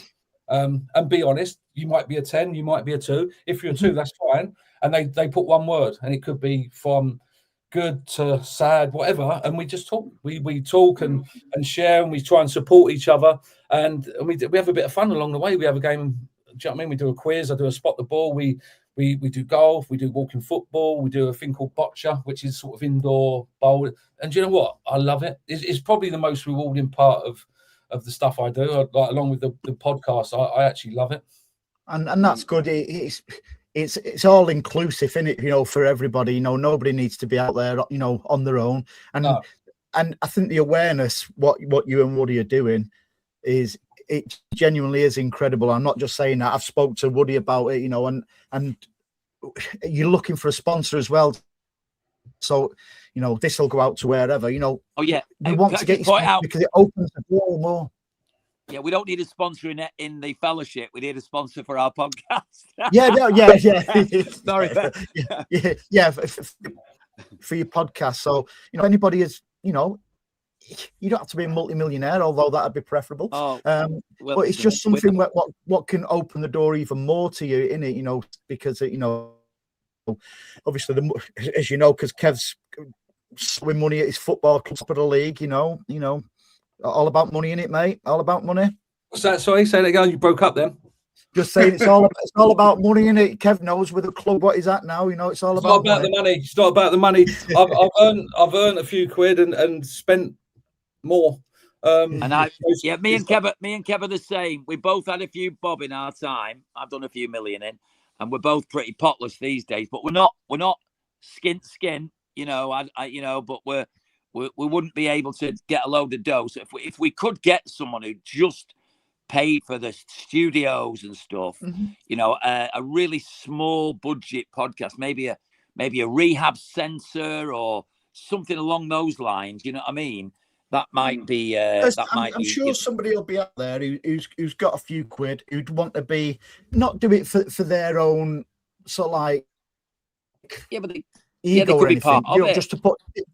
Yeah, there could be somebody who's got a few quid who's been through this kind of situation, or is going through this kind of situation, and that could be a way of coping as well. So, you know, I think a sponsorship, nice.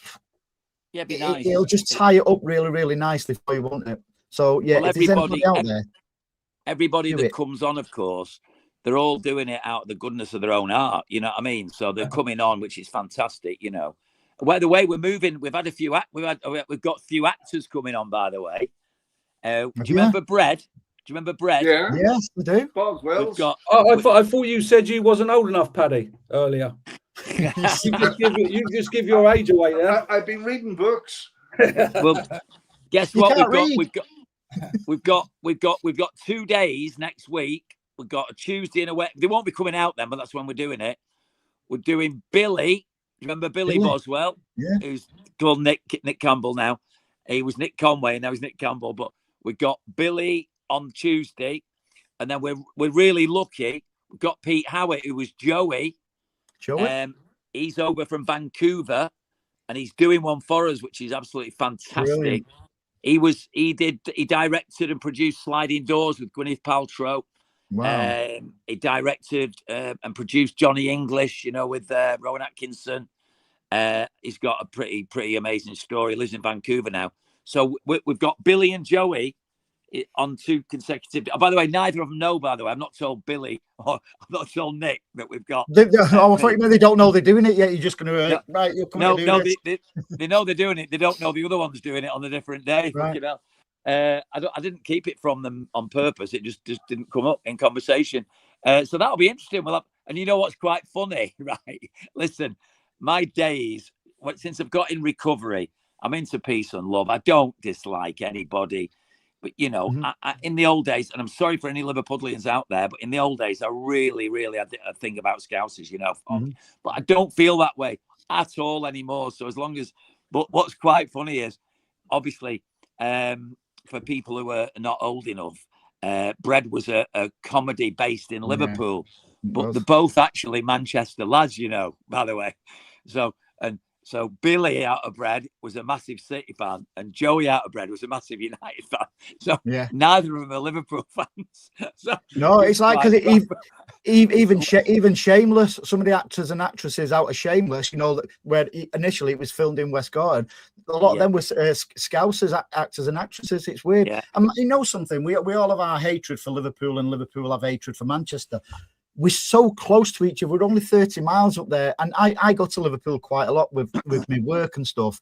And it's a great old city, Liverpool. You know, it's a fine line between love and hate, isn't there?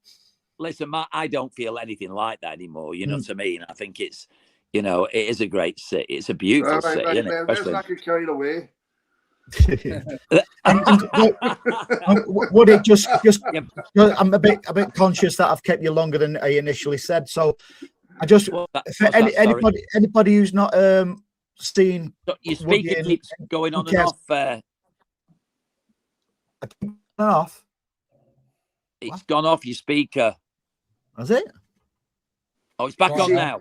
I mean, see, Woody, he's tapped into his neighbour's internet. That's what happens every week. No, for anybody who's not seen any shows, the links are in the description on YouTube, and I'll add them to the description in the show once I've sorted it out in a bit. But honestly, Andy, it's the podcast notes, isn't it? Podcast notes, I got told. Look at me. Oh, is it? Look at me. Hey. But hey. lads, we've had Mick McCarthy, we've had Jim Whitley, we've had Mark Kennedy, we've had Andy Morrison, we've had Walshy, we've had Ian Brightwell's not out yet. We've Peter Barnes, that was great. Yeah, was good, yeah. We've had more. Who else have we had, Kev? Your mate does the foster. Jeff Durbin, unbelievable. Jeff's a friend of the show. Jeff, what on here a man he is. And again, his story, like fostering kids, it's unbelievable. Paul Lovely, Stewart, lovely we've had Paul Stewart. Paul Stewart. We've done a few, you know, in a short length of time. And so that is crazy for not only getting the big names, but it just shows you it doesn't matter whether you're well known or not. These insecurities inside everybody, and it's and the way the way you're going about it, I can only see it going from strength to strength because. Well, I hope so. Of course that's what it is. I think it's that mixture. Obviously, my involvement with football. Woody's been around football, had football friends. Yes, that's going to be a part of it. That's not what it's all about, though. Obviously, there's going to be stories in there, football stories, reminiscing of good times, bad times within football. But it's about the recovery. It's about life stories. It's about dealing with life. If you can, you can't. Just listening to people and just putting it out there that let people can listen to it and go, do you know what? It's not only me. They've had that. I feel like that, and seeing the differences, the similarities in people, and going, do you know what? I'm not on my own. That's what it's really about. Addiction's just like like Kev was saying about 3 of his kids are talking to him, the others aren't, and it's a process, and hopefully in time that'll all change. I've had ups and downs with my kids, over the years, but it's just a process. You just got to keep your own backyard clean. You know what I mean? Look at that! What Kev's drinking out of. You're gonna have some new ones. I'm gonna drop you some of these off, Woody, in the week. Do you know what? I was going to say thank you to you, Annie, because you have been a massive support to us in terms of thanks. You've been great, mate. Putting it out there, obviously retweeting things and reposting things, and obviously giving us a really good shout out on top of the mugs. I'm not sure about me and Woody being on the mugs. I don't know if they get out there very well, but yeah, we appreciate all your help, mate. We really do. Listen, it's not about red, blue, whatever football team. There's a real story for everyone out there. So, and again, like I said earlier, you'll get people who's commented tonight, who'll watch the show back. Who obviously they can't comment live, but if there's something going on in their life, it'll give them that. Hopefully, that'll give them that little bit of an urge to speak to somebody because, and again, that man up there, Paddy, he's got me through some tricky situations, not long ago, and I thank him enough because, I'm still not out of the woods with certain stuff, but God knows where I'd have been without that man up there, and I'll always be eternally grateful for him. And what you and Woody are doing is incredible, mate. I think that's why I feel so close to it, to be honest. Paddy, you must have seen a lot of alcoholism in your job. Yeah. I think people look at alcohol the wrong way, to be honest with you. I think people look at addiction in totally the wrong way. People look at addiction as the problem. Yeah. It's not. The addiction is the solution.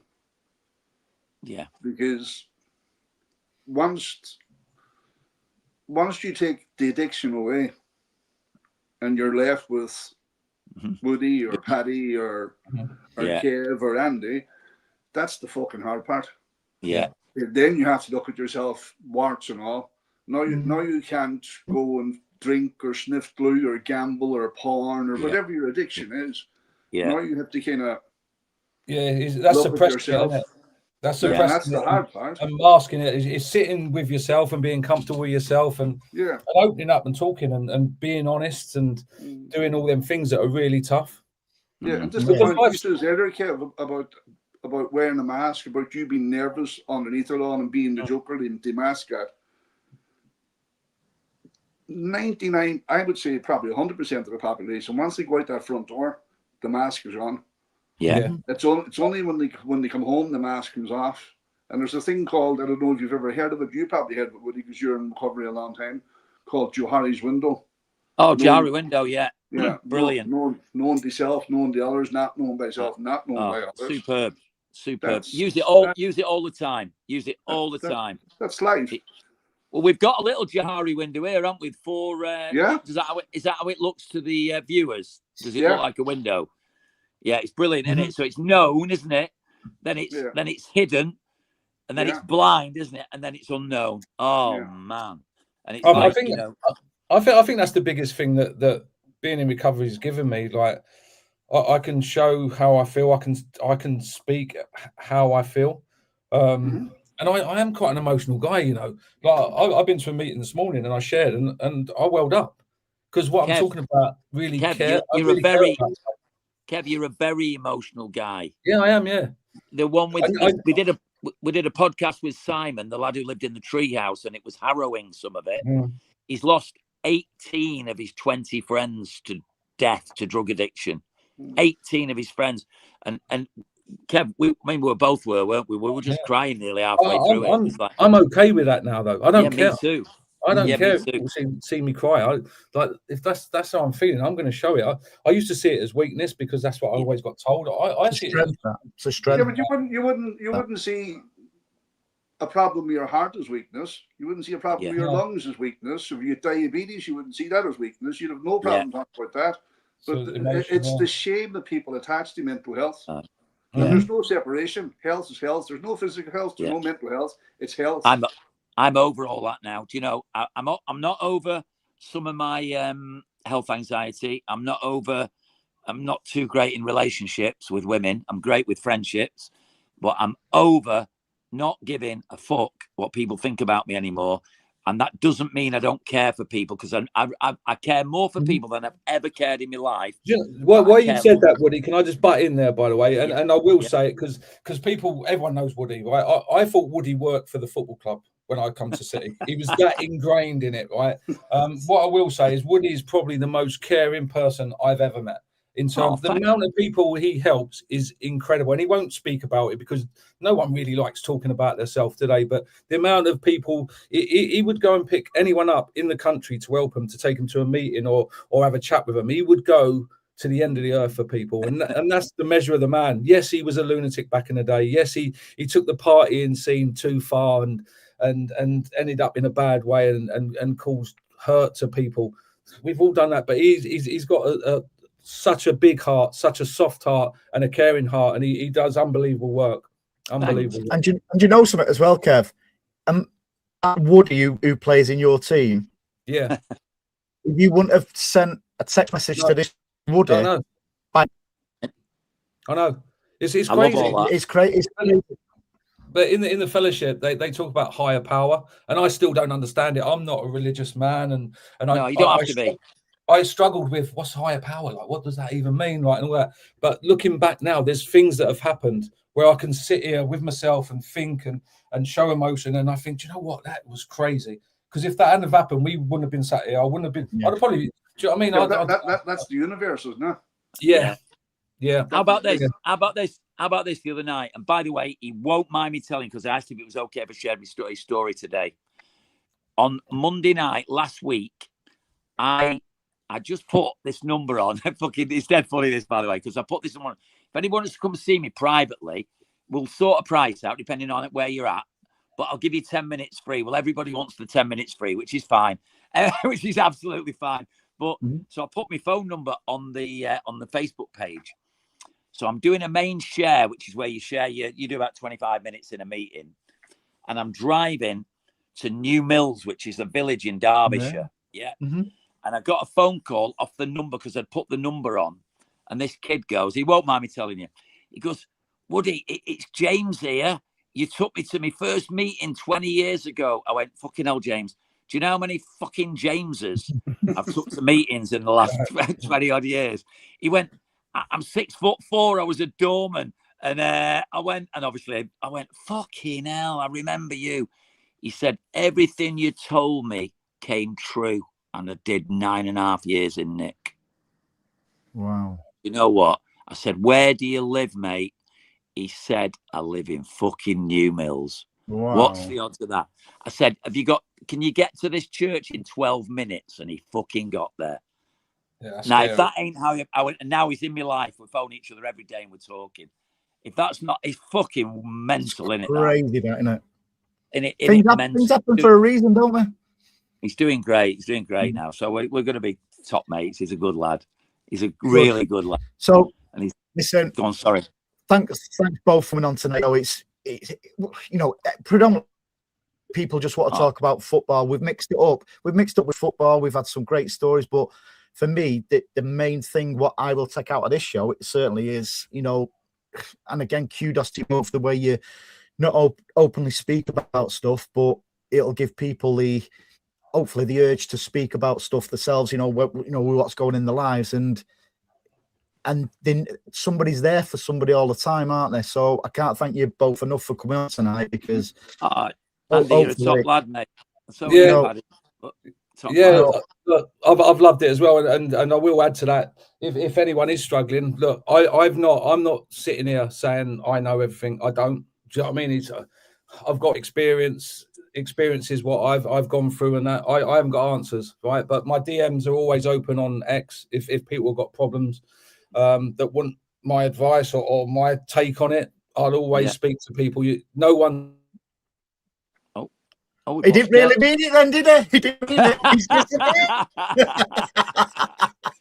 Well, I'll speak for him. If you go on the Facebook page, I might put my number on there, so just message, and we can both speak to anybody. You know what I mean? There's no problem at all. Yeah, and if anybody out there who's interested in sponsoring the Woody and Horlock show, just do it. Not for anything other than for the right reasons, because if more money pumped in, you can expand it to bigger things and help more people, which is so important. That would be nice. And can I just say a little best of luck to my daughter? She's up for 2 BAFTAs. She's an actress, and she's up for 2 BAFTAs. So I'm hoping she's going to win him. Amy Lou Wood. So. Yeah. Is he? He says, I will help anyone. Bloop, he's gone. Sorry, my battery. You know what? Here he is. My battery died. Are you all right? You back with us? Sweet. Back in the game. Yeah. Yeah, can hear you. Harry put 50p in the meter.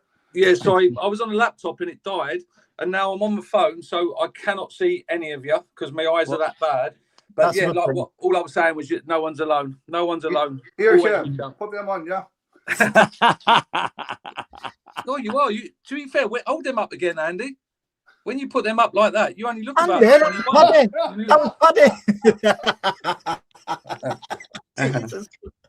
I look more like Harry when I've got glasses on. How do you think I'm that fucking ugly? Hey, before we go, have we got time for Kev to just tell a dead tiny story about Andy Dibble? You've got as long as you want. Oh, just tell him that story about running around the lake, Kev. Yes. So it was early days when I just signed for City, and the first thing Dibbs said to me, right? So I walked in. I just signed. I walked in, and he said, "I saved your penalty when we played Swindon," which he did. To be fair, I missed a penalty at the county ground. Anyway, pre-season, we've gone for a run. I don't know where it was, to be fair, but it was at Manchester somewhere. But there was it might have been. There was a big lake. So we're running around it. We've got to be back in a certain time. Dibbs is miles at the back. So we turned around. Instead of running round, he's thinking it's a good idea to swim across the lake, right? Fully kitted up, trainers on. He's jumped in, swimming across. He nearly fucking drowned. And he ended up further behind than he was initially. But that was him when he was such a character, like an absolute legend, like so funny. But that summed him up. That. Big Big Quinny I was said he going could to do say, I went out for a few beers with him back in the day, him and Flitz as well, around 21 Piccadilly. Jesus Christ. We used to call him Champagne Charlie, and he was. Big Quinny reckons he could make a full career out of just telling Andy Dibble stories from the time he played with him. He's got it. He phoned me one day. Quinny phoned me one day. Went, Woody, you won't believe what's just happened. I went, go on. He says, I'm driving into training, and there's a geezer, this big fucking geezer, walking down the hard shoulder towards me in a dressing gown and slippers, carrying a petrol can. Gibbs was a bit of a tight twat with his petrol. And he'd woke up in the morning, decided he was just going to get some, and it was one junction down the motorway, some food, milk, cereal, whatever the fuck it was. And he's ran out of juice. He's had to, in rush hour, he's had to go to a petrol station and get a can and walk back to his car. He's a good lad, Deb. I'm gonna have to love you and leave you all. Unfortunately, Right, yeah. I've got to just pop over somewhere. So thanks for having us on. I really appreciate it. No, Paddy, I'm keeping you to that, mate. And if City win the league, we'll come back on and you can say, "I told you so." With I'm with you, pleasure. Paddy. Paddy, I'm with you. I think they've still got a chance, mate. Exactly. Fingers crossed. and the likelihood of that is we'll never see you again. No, Beautiful, Like- beautiful. again, Thank- Kev, thanks for you. joining us. Thank you. And Up the Blues. See you, Kev. No. See you, mate. And No, thanks, it's- lads. It's been great, Andy. It's been really good. Really enjoyed it. And it's about getting that awareness out there, isn't it? You know, and Kev can't get off now. He's putting himself on mute and the camera off. Put your glasses on. I got rid of it. There you go. No, Quality. look, he's back again. I can't see nothing. We're actually on here. Oh my Fuck off, god! will you? I can't see anything. Sign up for free. What am I on here? Right. Grinder, you're on Grinder. Do you want me to get rid of you, Kev? Oh, quality. By the way, do you know what? He kept Do you his know now dignity he's there. gone? I'm going to tell you. Do you know what? Everything he said about me is the same with him. You know, he'll help anybody. He's helping a kid at the minute. He's helping a kid at the minute who's in the early throes of it all, and he's really trying his best for him. Took him to a game the other day and everything. Yeah. You know, fucking brilliant. You know, he's a top lad. Just lost That's his way what- like me. We just what lost it's our about. way. It's what it's about, whatever you can offer. And again, the big man up there, he's helped me so much. And you know, it's that I told you so moment from you, innit, mate? Because I am listening to most of what he says. I just can't stop reacting to all the idiots on X, which I keep biting to them. But in general life, you know, he has helped so much. And You know what he did always Woody, one day, continue. right? This is no fucking like he puts a tweet. I don't like I'd be on Twitter following the people I want to follow, right? I don't like I don't post or anything that's like that. I'm on there because I want to follow the people I want to follow. None nuts here puts up a tweet. If I swear or argue with anyone, I'm going to make a donation to some children's hospital. I think it was a Great Ormond Street Hospital. No, Right, it was Manchester City Food Bank. Or right, so there's something. And I thought, Jesus, he's after turning the corner. Went to work, right? Seen a client come back on about an hour after, checked this with her. A fucking litany of abuse. A litany of it. It was worse than before. And I screenshotted it and I sent it to him. Is this you now? Fucking donate. Class. With certain things, I'm listening to you from now on, though, aren't I? Say it Because again. certain things, it's like I've told you as well, Woody, when we spoke. It's like I see things different now. You know, I'm not saying I won't ever drink or anything like that because you know I don't consider myself, and I'll be open and honest with everybody who's listening. I don't consider myself having a drink problem, and I think it's been more evident. Like, well, when I got Legionnaire's disease and I was almost popped my clogs, I've looked at things a lot different since, and you know, I can take or leave the drink. I know you've probably heard that, used to have heard it a million times. You know, I don't consider myself having a an issue, and I can see Woody laughing. Going, would you like that in E minor or B plus? no, but the big ones for me is like I've had mates phoning me up yet again this week and going, "Do you fancy coming out for a beer?" And I'm like, can't be asked. Now it wasn't that long ago where I'd be just going out and having a beer and yeah. But I can't have one beer. I have to have a session of beers. But now, but Andy, you've just nearly died.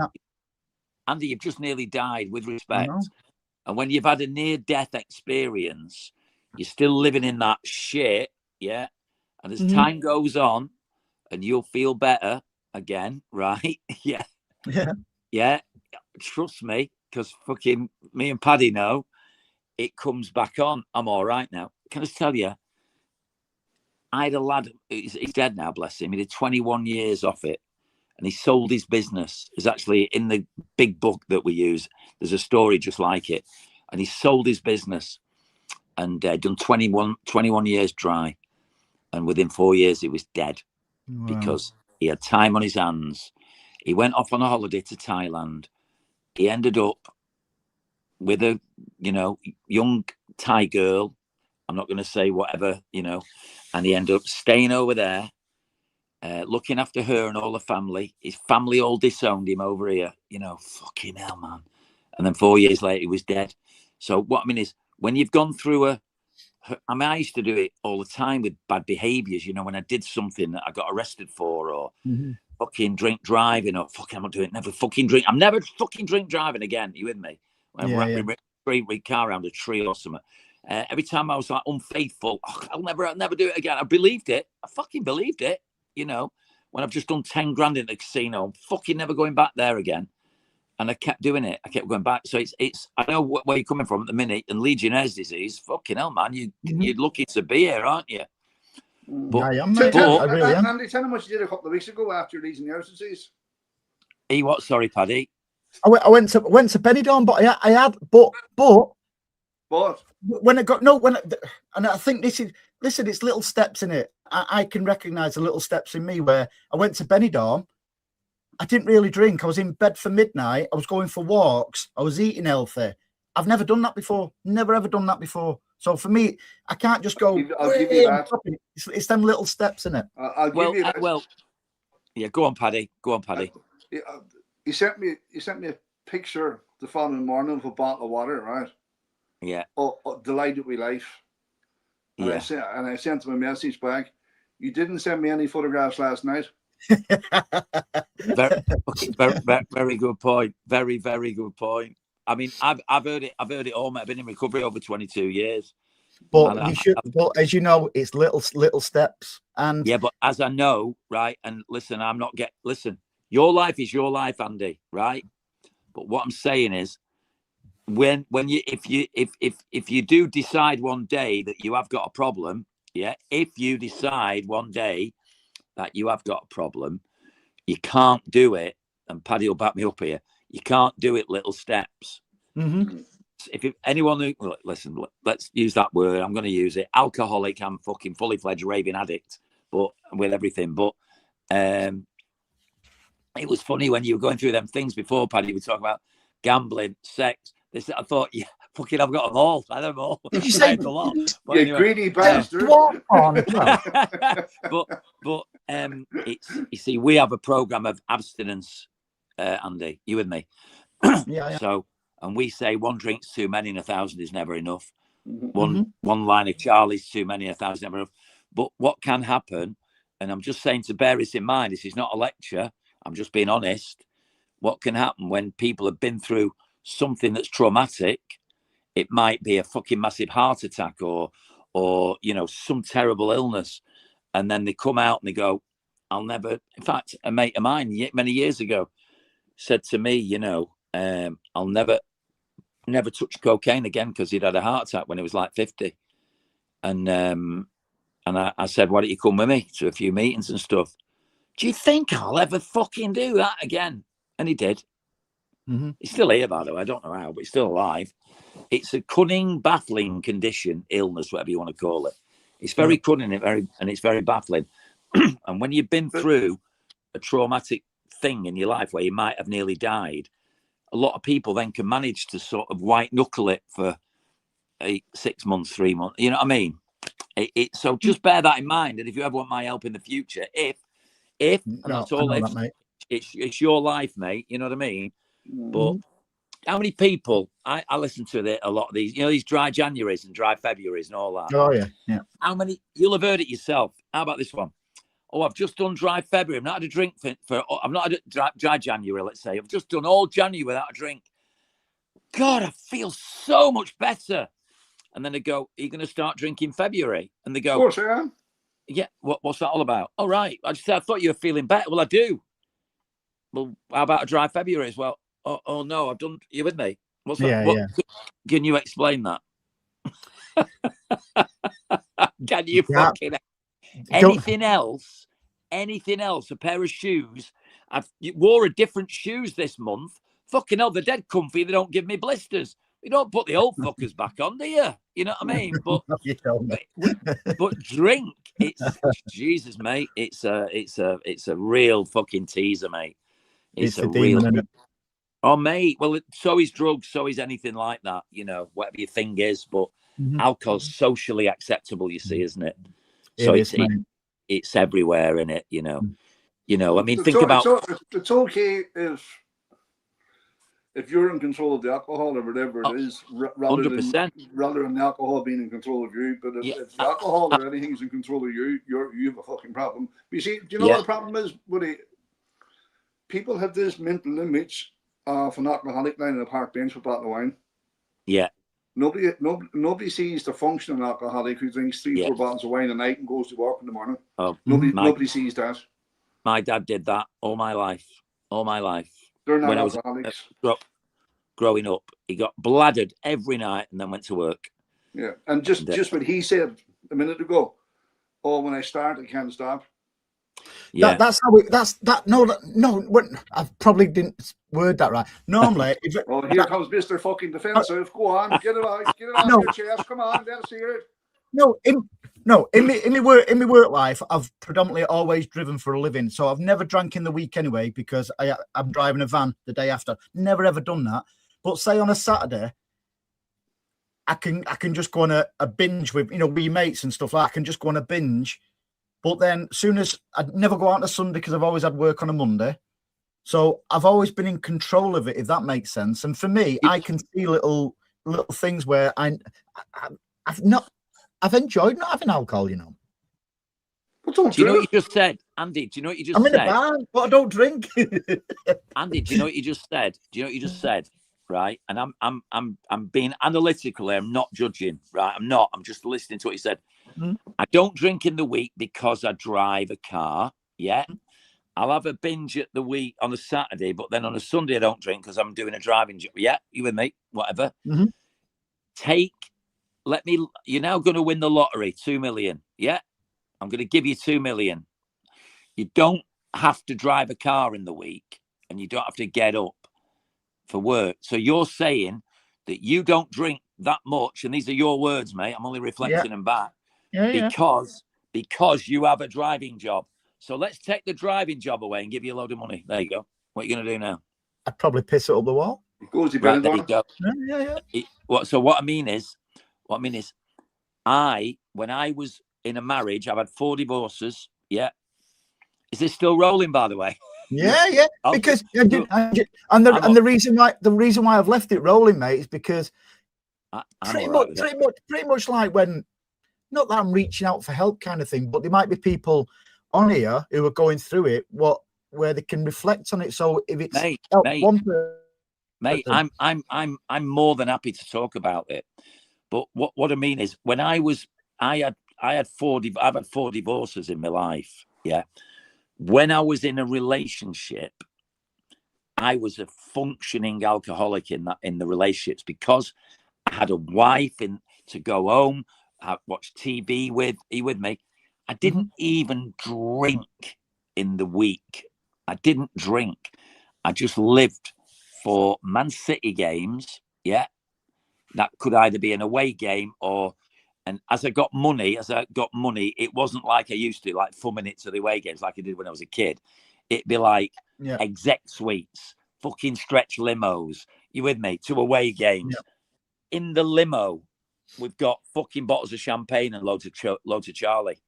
I'm chinged out my brains and pissed out my head before I even get to the other end. Are you with me?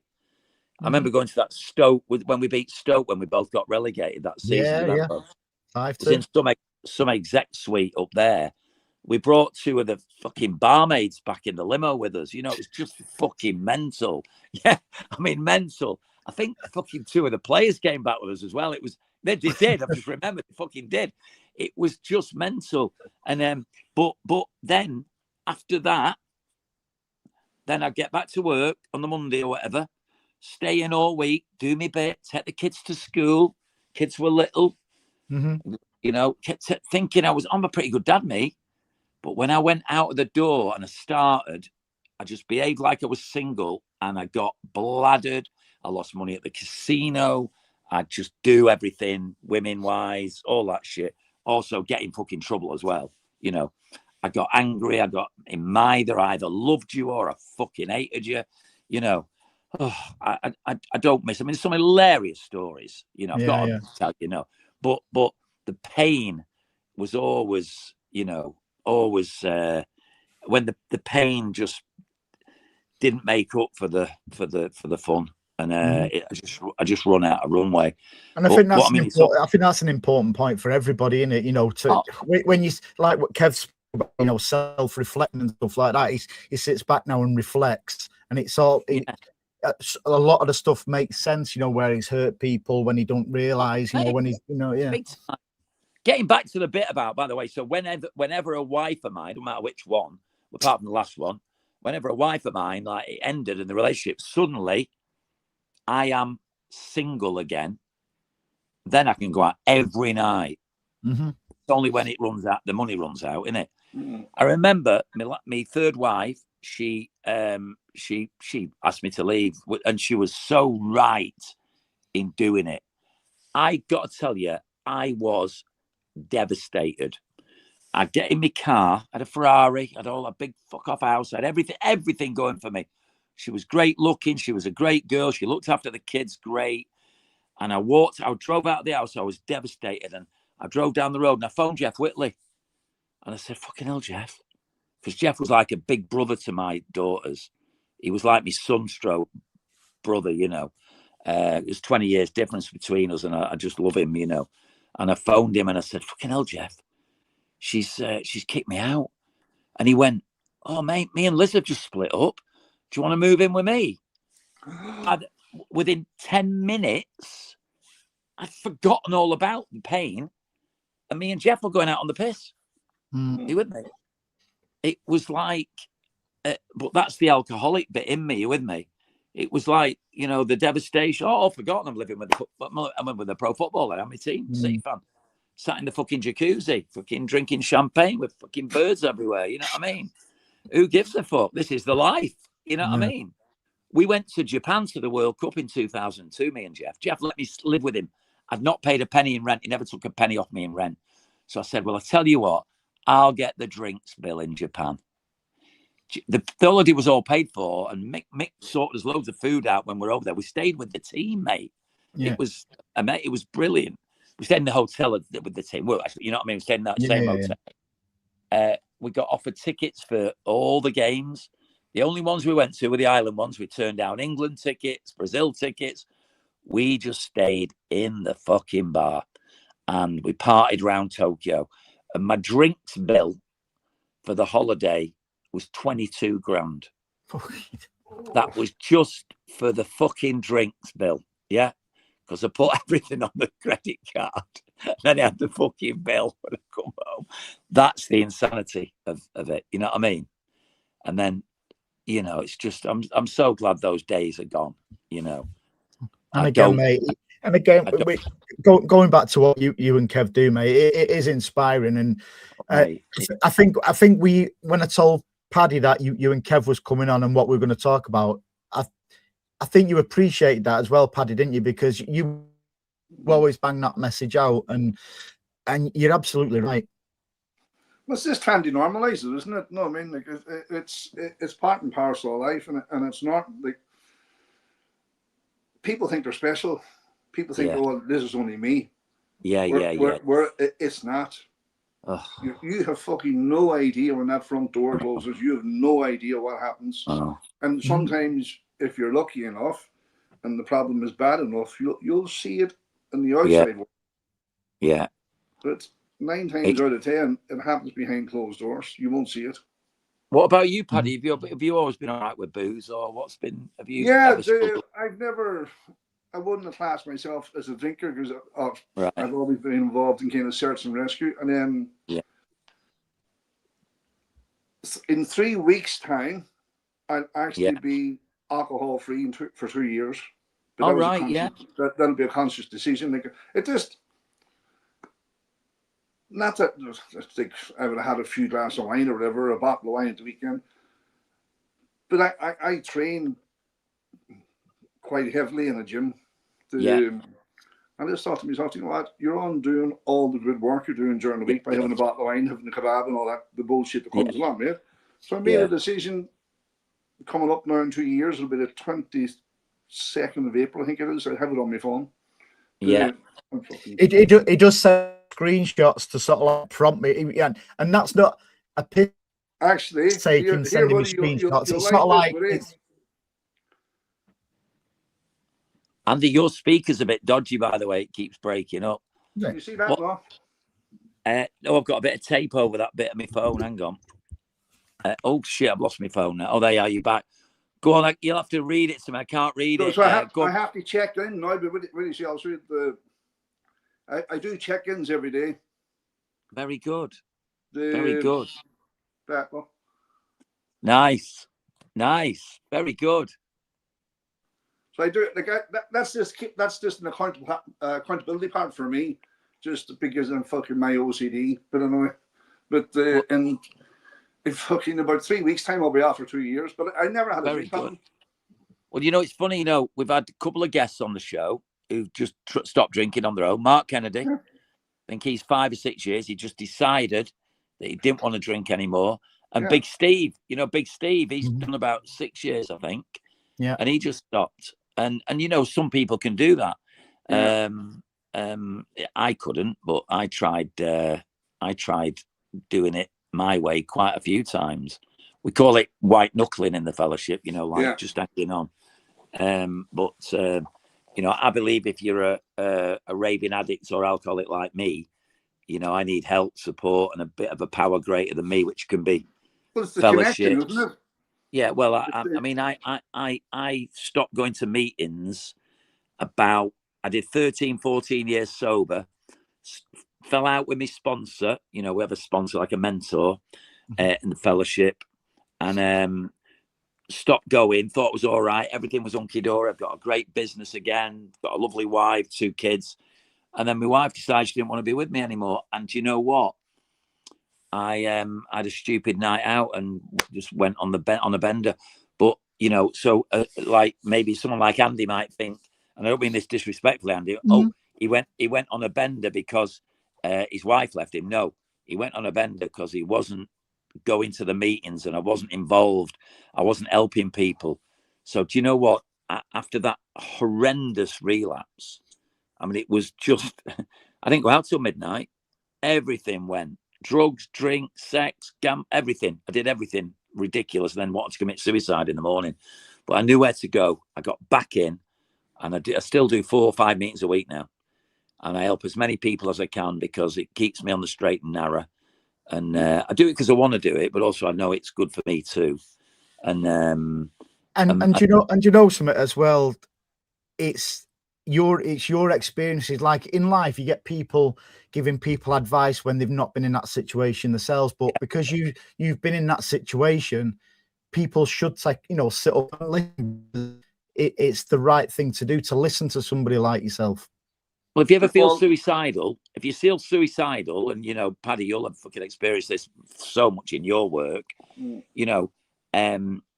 if you're feeling suicidal and you're drinking a lot, it's a real fucking bad combination, that. Most people, I mean, actually, would you back me up? I don't know, Paddy. I would have thought that most people, when they actually commit suicide, are under the influence of something. Would you agree? The Irish stats wouldn't back that up. Would they not? Okay. No, you know what? There would be the You know better than me on that. There'd be a fair amount of it, like. Yeah, But yeah.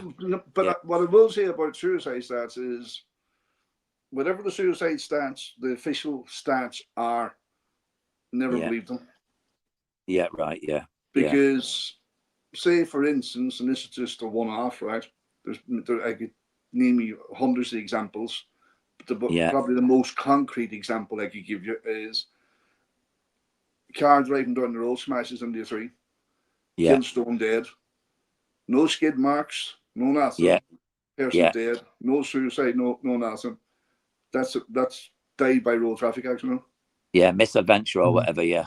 Yeah, I know. If you're quite driving right. down the road, starting it, and you see something in front of you, your instinct is to hit the brakes. Yeah. No skid marks, straight into the 100 mile an hour. Yeah. I used to get in brawls that I couldn't win.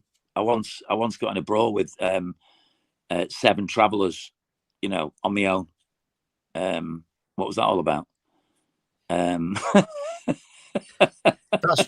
is just madness.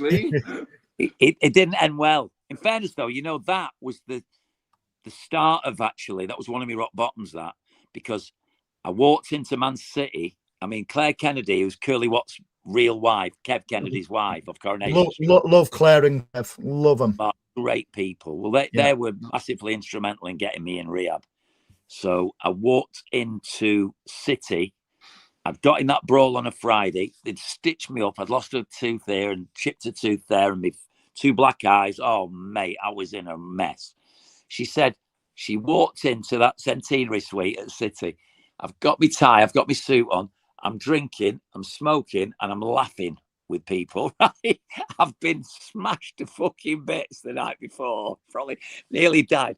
My ribs, I've got it all. She said, and I could see her laughing. And I walked over, she went, "Have you had enough yet?" And I said to her, "No, I'm fine, Claire." The night after, I did actually phone. I said, "Maybe I'm not fine." Fine stands for fucked up, insecure, neurotic, and emotional. FINE. And the next night, she took me to my first meeting. I held her hand. She held my hand, and I cried for 90 minutes through the meeting. What a woman! What a woman! But I still hadn't had enough. I still tried another fucking year without doing it that way. She sent me to see this addiction counsellor, and because I don't do that dodge shit. I still battled it. And do you know this one? This is fucking mental, right? You'll probably laugh because you're City fans, but this is mental. I've got involved with all types of people. I'm run out of money. I've got drug dealers and drugs and all sorts of shit going on that I shouldn't have been involved with. And I went to see her. I'd missed 2 of the meetings, and she was called Wynne Parry. She's not with us anymore. She was fantastic. And I went to see, she said, "Oh, you've missed your last 2 meetings." So I told her a little bit. She said, "Can't see you again, Mike. Because within 2 weeks, it won't really matter, because you'll either be in a secure unit of a psychiatric hospital, you'll be in prison, but more likely, you'll be dead." And I said, and she was based at a rehab centre. I said, "I'll come in. When should I come in?" I knew she was right. She said, "Come in now." It was a Thursday. I said, "I can't come in now. City are at home on Tuesday." I was fucking dying, man. But I just wanted a 4-day bender. It's fucking insane. And do you know Samson? The black lad who's that iconic picture at Blackburn? He was one of the old governors. Yeah. Do you know in Blackburn? Yeah. On the last night when City played, I was with Samson, and I was in this bar in Manchester, and I ended up having a row with a few lads from the Gooch gang from Moss Side. And if I wasn't with Samson, I'd probably be dead now. But Samson smoothed it, because they knew him, that if I went over and said sorry, we could walk out in one piece. Wow. Mate, no, he had to talk. He nearly begged me to say sorry. Why should I fucking say sorry? Because you might die. And even then I went over like that. I went, sorry. Sorry. Anyway, he dragged me out. We got in a taxi.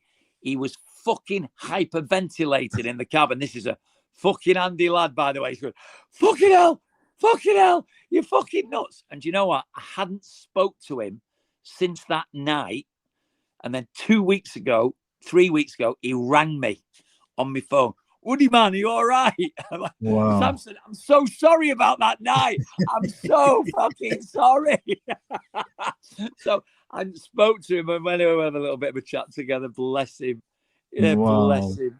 So, you know, it's fucking bizarre, innit? So I'm very lucky to be here. Very, very lucky. And again, mate, you know, if we can get that awareness out there, which, you know, at the end of the day, that's what we want to do, because again, the work you and Kev are doing, I know there's other organisations what do it, but maybe they do it a different way. I think we work within a lot of those organisations. We're not meant to promote them on any, so we have to. I use the word fellowship, you know, but you know, it's places where we would go to deal with. Well, Kev mainly does the alcohol ones, but mine, with narcotics and, you know, and alcohol, gambling, you know, and all that stuff. Well, there is help out there. I think what people will relate to is, I know it's not all about footballers and celebrities and stuff like that, but mate, I think it's because you and Kev have got a good connection with people, and they're coming out in the open. Yeah, people will relate to it. Actually, it's not just like the average man or average woman. Say it's people who've been in, you know, life situations like celebrities. Some of the guests you've had on, and I know you will be doing normal people as it were, but the message is still the same. Yeah, well, listen, you know, people could have looked at my life, and you know, at one stage, 40 years ago, I had a beautiful house, I had a beauty queen girlfriend who I ended up marrying. She was a bit of a TV celeb as well. I had Mick McCarthy as my mate. I had Jesper Olsen as my mate. I had Norman Whiteside as my mate. I was earning plenty of money. I was driving a Porsche with a big fin on the back. And everybody, I thought, fucking hell, I've made it. But you know what? I was never happy. I always had a hole. We call it a hole in the soul. You with me? My Porsche wasn't good enough. It should have been a Ferrari. This wasn't good enough. You with me? Fucking nothing was good enough. Everything I wanted it to be better. I bought my first Ferrari. When the fuck did I buy that? That was in the 1988, 1999. And I was big mates with Mark Kennedy, by the way, and he just signed for us. I already knew him from Ireland. I'd known Mark since he was 16. Mick signed him from Millwall. And he came along, and I had a Ferrari, a 355 Spider, fucking amazing.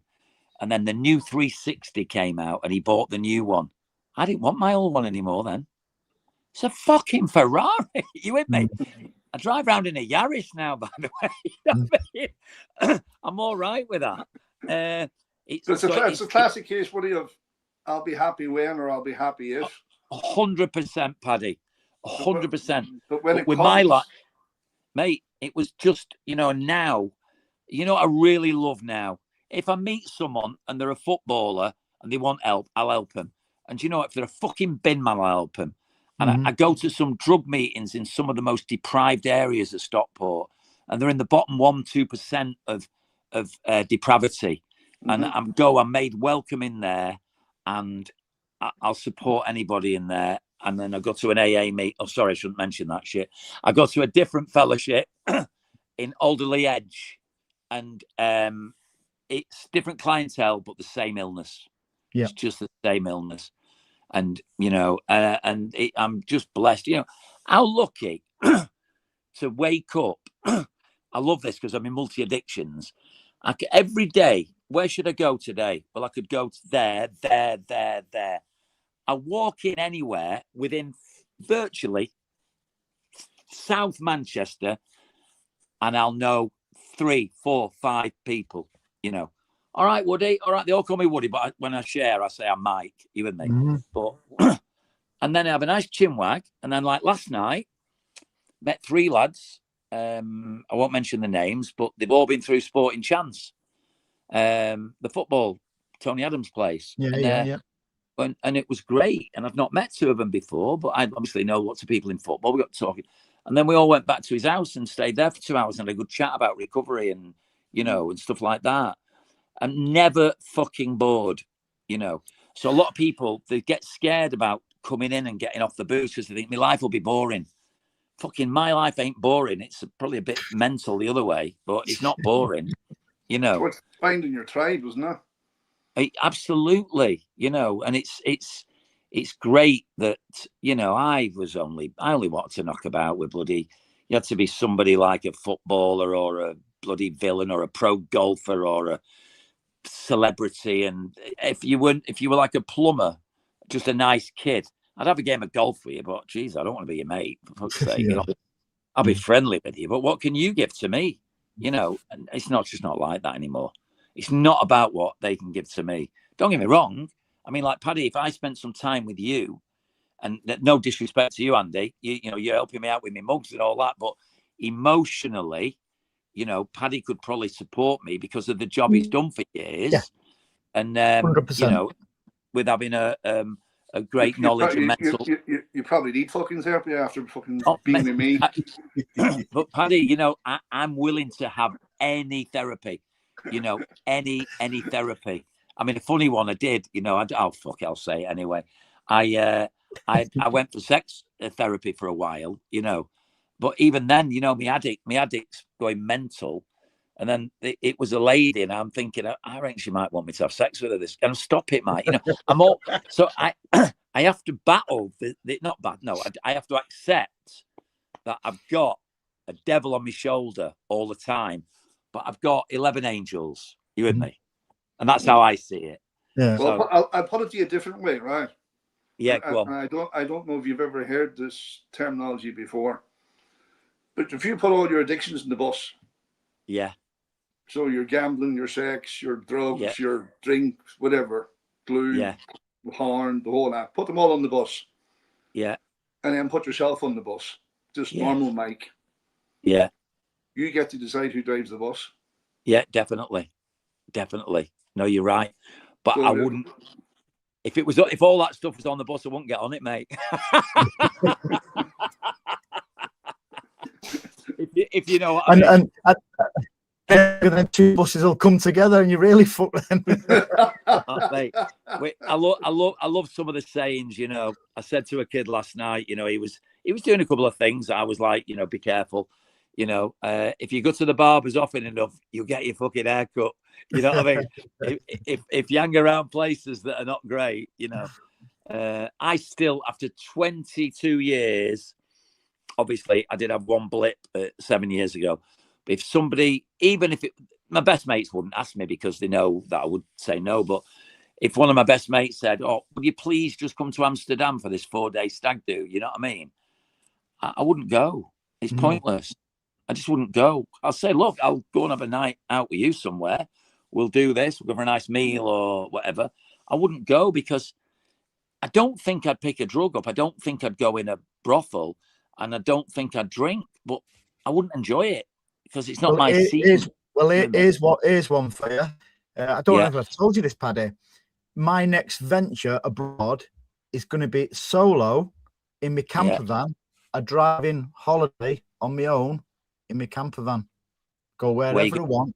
Not alcohol related or anything. It's just traveling for 2 weeks. You know what? That is absolutely brilliant. But you know, like if it was me going on that trip, can you imagine the difference? I could drive my bus to any town, park up. Not one of them buses what he was on about. No, not them buses. But I tell you what, I did a podcast with a guy called George Russo. Have you ever? You'll know his face. He's a well-known actor, but you know you might not know his name. Did you watch those like gangster ones? Did you see Villain? The film called Villain. It was really good. About the guy comes out of Nick and he goes and lives with his brother in a pub, and his brother's a cokehead, and it was fucking brilliant. And he wrote that, and he's in it. The Rise of the Foot Soldier. Have you heard of that? Oh yeah. That Villain one, is that the one where you're met the two fellas in the bar, the bar bill, and he sorts it out? I think it's Spain. They're going to Marbella. It's a gangster thing, and he was in that. He was in that as well. And he writes, and he writes movies as well. And he's been in recovery for 16 years. He's got a fucking brilliant message. But we went down and did the podcast at his house.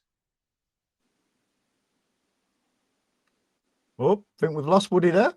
We've lost Woody. We've lost Woody. We're back. Oh, we're he's back. He's back in the game. I thought he was in the same room as Kev then. No, sorry, mate. So I was down in London and I was driving back. I just felt a bit tired. I was just going a little bit weary. And I thought, fuck it. So I pulled over. I looked at this meeting. I thought, yeah, I'll go via Cambridge. There's an AA meeting in Cambridge. I just fucking walked in and it was like just being with friends, my tribe, as you say. Coffee, biscuit, lovely chat, took a couple of numbers, woke up and fucking drove home. And beautiful thing, I can do that anywhere in the country. Anywhere. It's fucking amazing.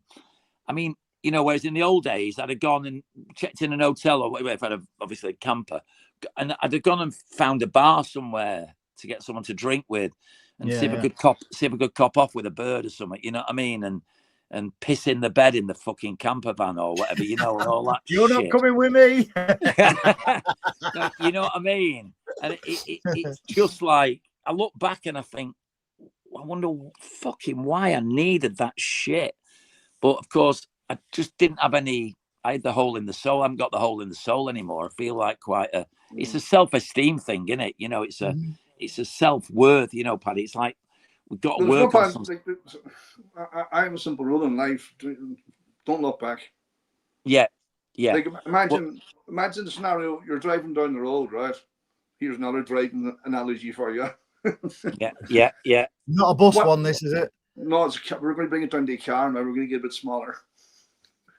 But what size is the window screen in the car? It's big, isn't it?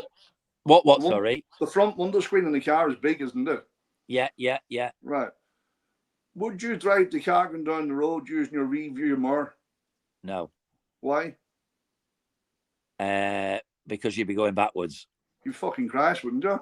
Yeah, would crash. Right. Yeah. So too many people look back. Yeah, too many people do. But what I do, and I've obviously listened to the guidance over the years, acknowledge the past, but don't live in it. Exactly. So, you know, if you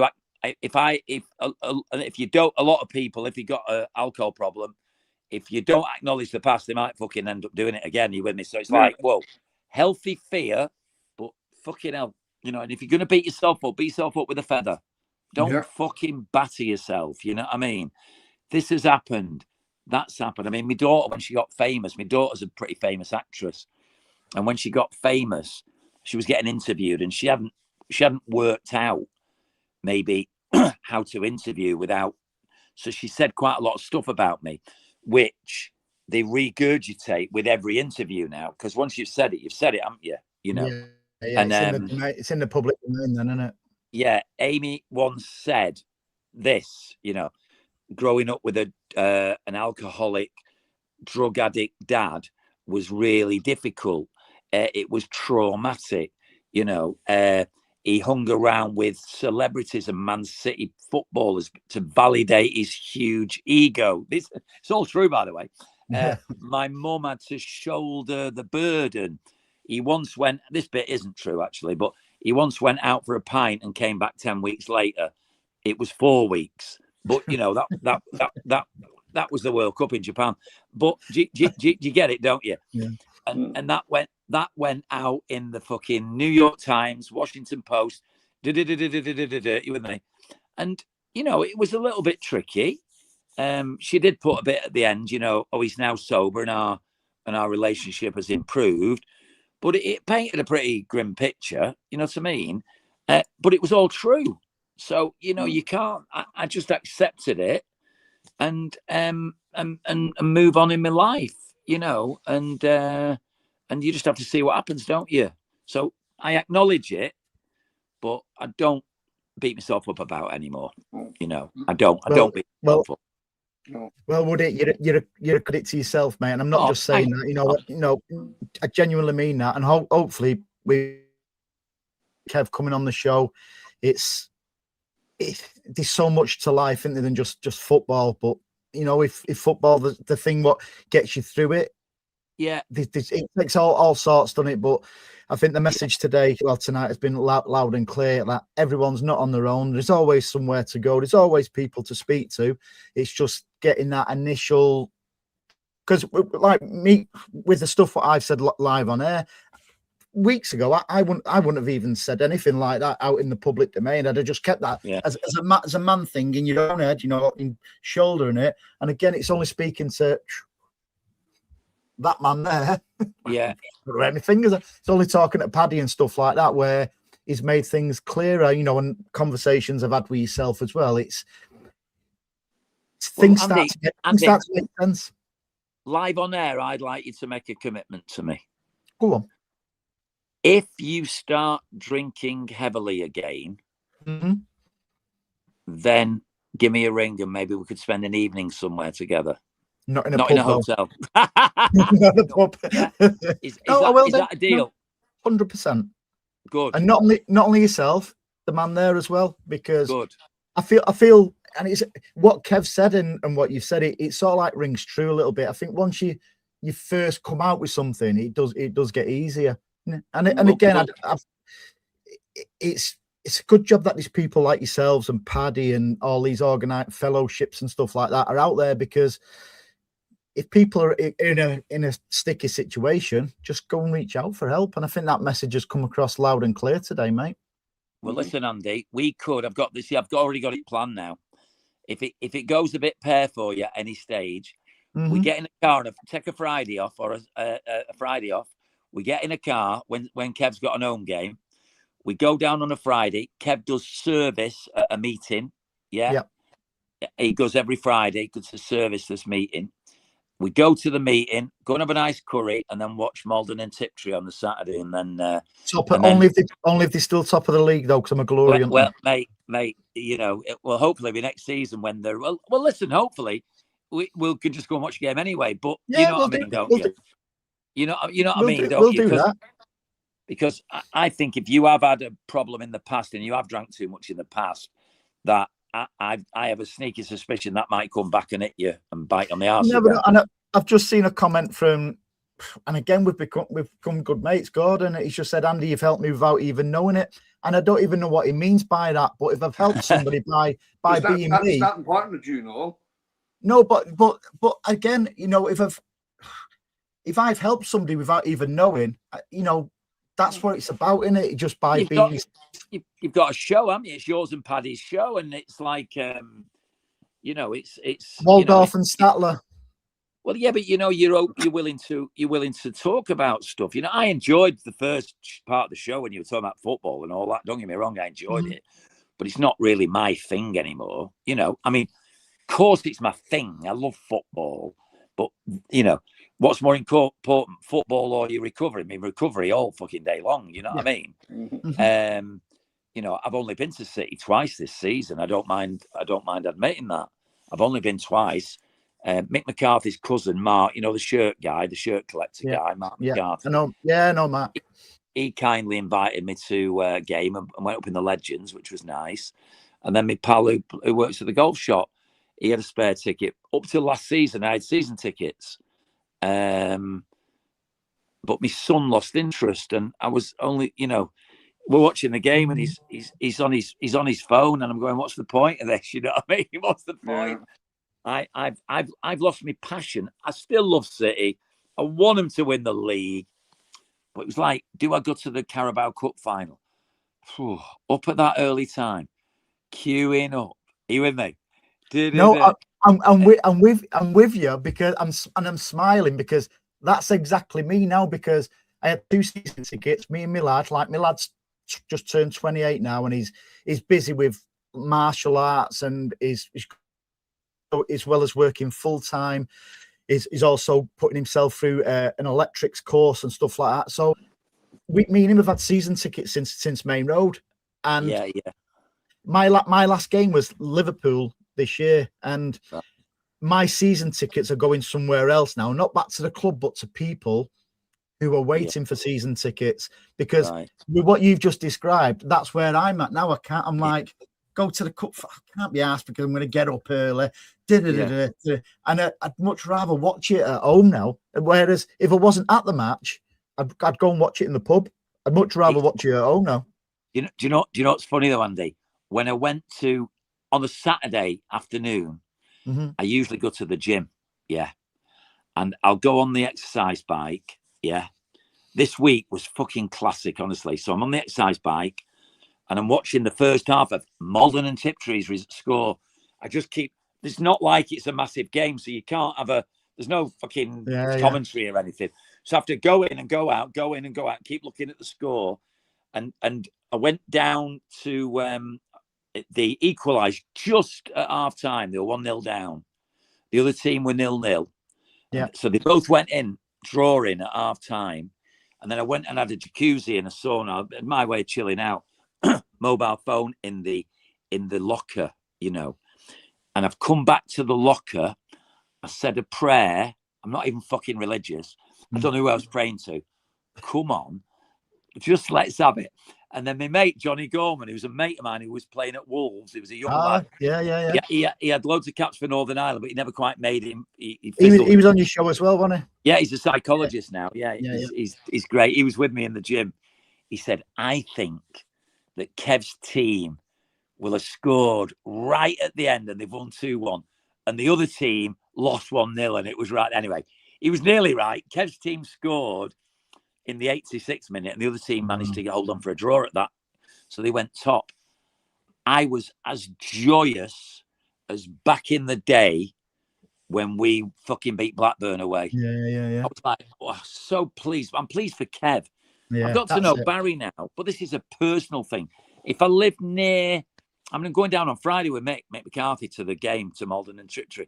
Yeah. I mean, I'm so pleased for the club because they probably won't have had anyone as high up in football. There are 8 divisions, aren't they, down? And Mick's coming. It'll be great, won't it? You know what I mean? Of course it will. And it'd be great for Kev and the club. I just pray they win. A bit of Barry's such a club as well. And Barry's such a character. I sent him a lovely message today, you know. Thanks for giving Kev a chance. He was early in recovery and you took a chance on him. And, you know, he sent a lovely message back about Kev, what a great lad he was. And if I lived, fucking like, it's nearly 4.5 hours to get to the ground, mate. If it was 2-hour drive, mate, I'd go to all the Malden and Tiptree games. I would. But fucking hell, Paddy comes up. Paddy comes over from Cork at every home game. Which is absolutely fantastic. But obviously, I live here with 2 lads. I've got 2 lads. It's like, and obviously, it's a commitment in it. And Paddy, fucking fair play to you, mate. Fair play to you. Nearly a 48-hour round trip, mate. Amazing. So we got me in a guilt trip now. Maybe I should go and watch all the Malden and Tiptree games. I'll live closer to him. well, yeah, that's a bit of a challenge. Who does Barry support, by the way? Because he's from Longside. Barry has got no interest in football, but his dad is a mental City fan. Absolutely fucking raging blue. Yeah. So his dad's a massive City fan. You know, he left Longside with 20 quid. 20 quid. They made him and his ex-husband, well, they think they're still married, but they're not together. I think they made 320 million on Bitcoin alone. They give 90 million of it to the children. Fucking, it's another world. I mean, I've got nothing. You've got cups and mugs and coasters. Yeah, I'll still do these as a finger. Right, I suppose we better leave it there. We 2.5 hours. I can't thank you enough for your time. We normally, honestly, and that's how good and how much I've enjoyed it. We normally do it at about an hour on a Sunday, don't we, mate? Yeah. Oh, mate. Well, honestly, it's been a joy. You know, it'd be really nice. It'd be nice to get together in person. Absolutely. Saturday. That'd be really nice. I'm Malden and Tiptree. Who's City got? In fact, they're Liverpool, isn't it? Liverpool on Saturday. Yeah. And what I'll do anyway, Woody, I'll knock a few of these together as well. I'll give you a bell in the week and I'll drop them off here. And again, thanks, mate. Anything where money can try and it's my way of supporting the show. It's been a joy, mate. Thanks. Woody, really enjoyed it. Stay on. I'll talk to you after this finishes. Oh, okay. All right. Perfect. Right, okay. Are we off? Tell me when we're off air. I'll tell you when we're off air. Thanks to everybody who's joined us in the chat and everything tonight. Honestly, really, really enjoyed it. And what we'll do, we will be back. When we'll be back, Paddy? Sunday. obviously we only do Sunday. It wasn't that difficult, was it? Have a great week all, and we'll do it again next Sunday. Thanks for joining us. Bye-bye now.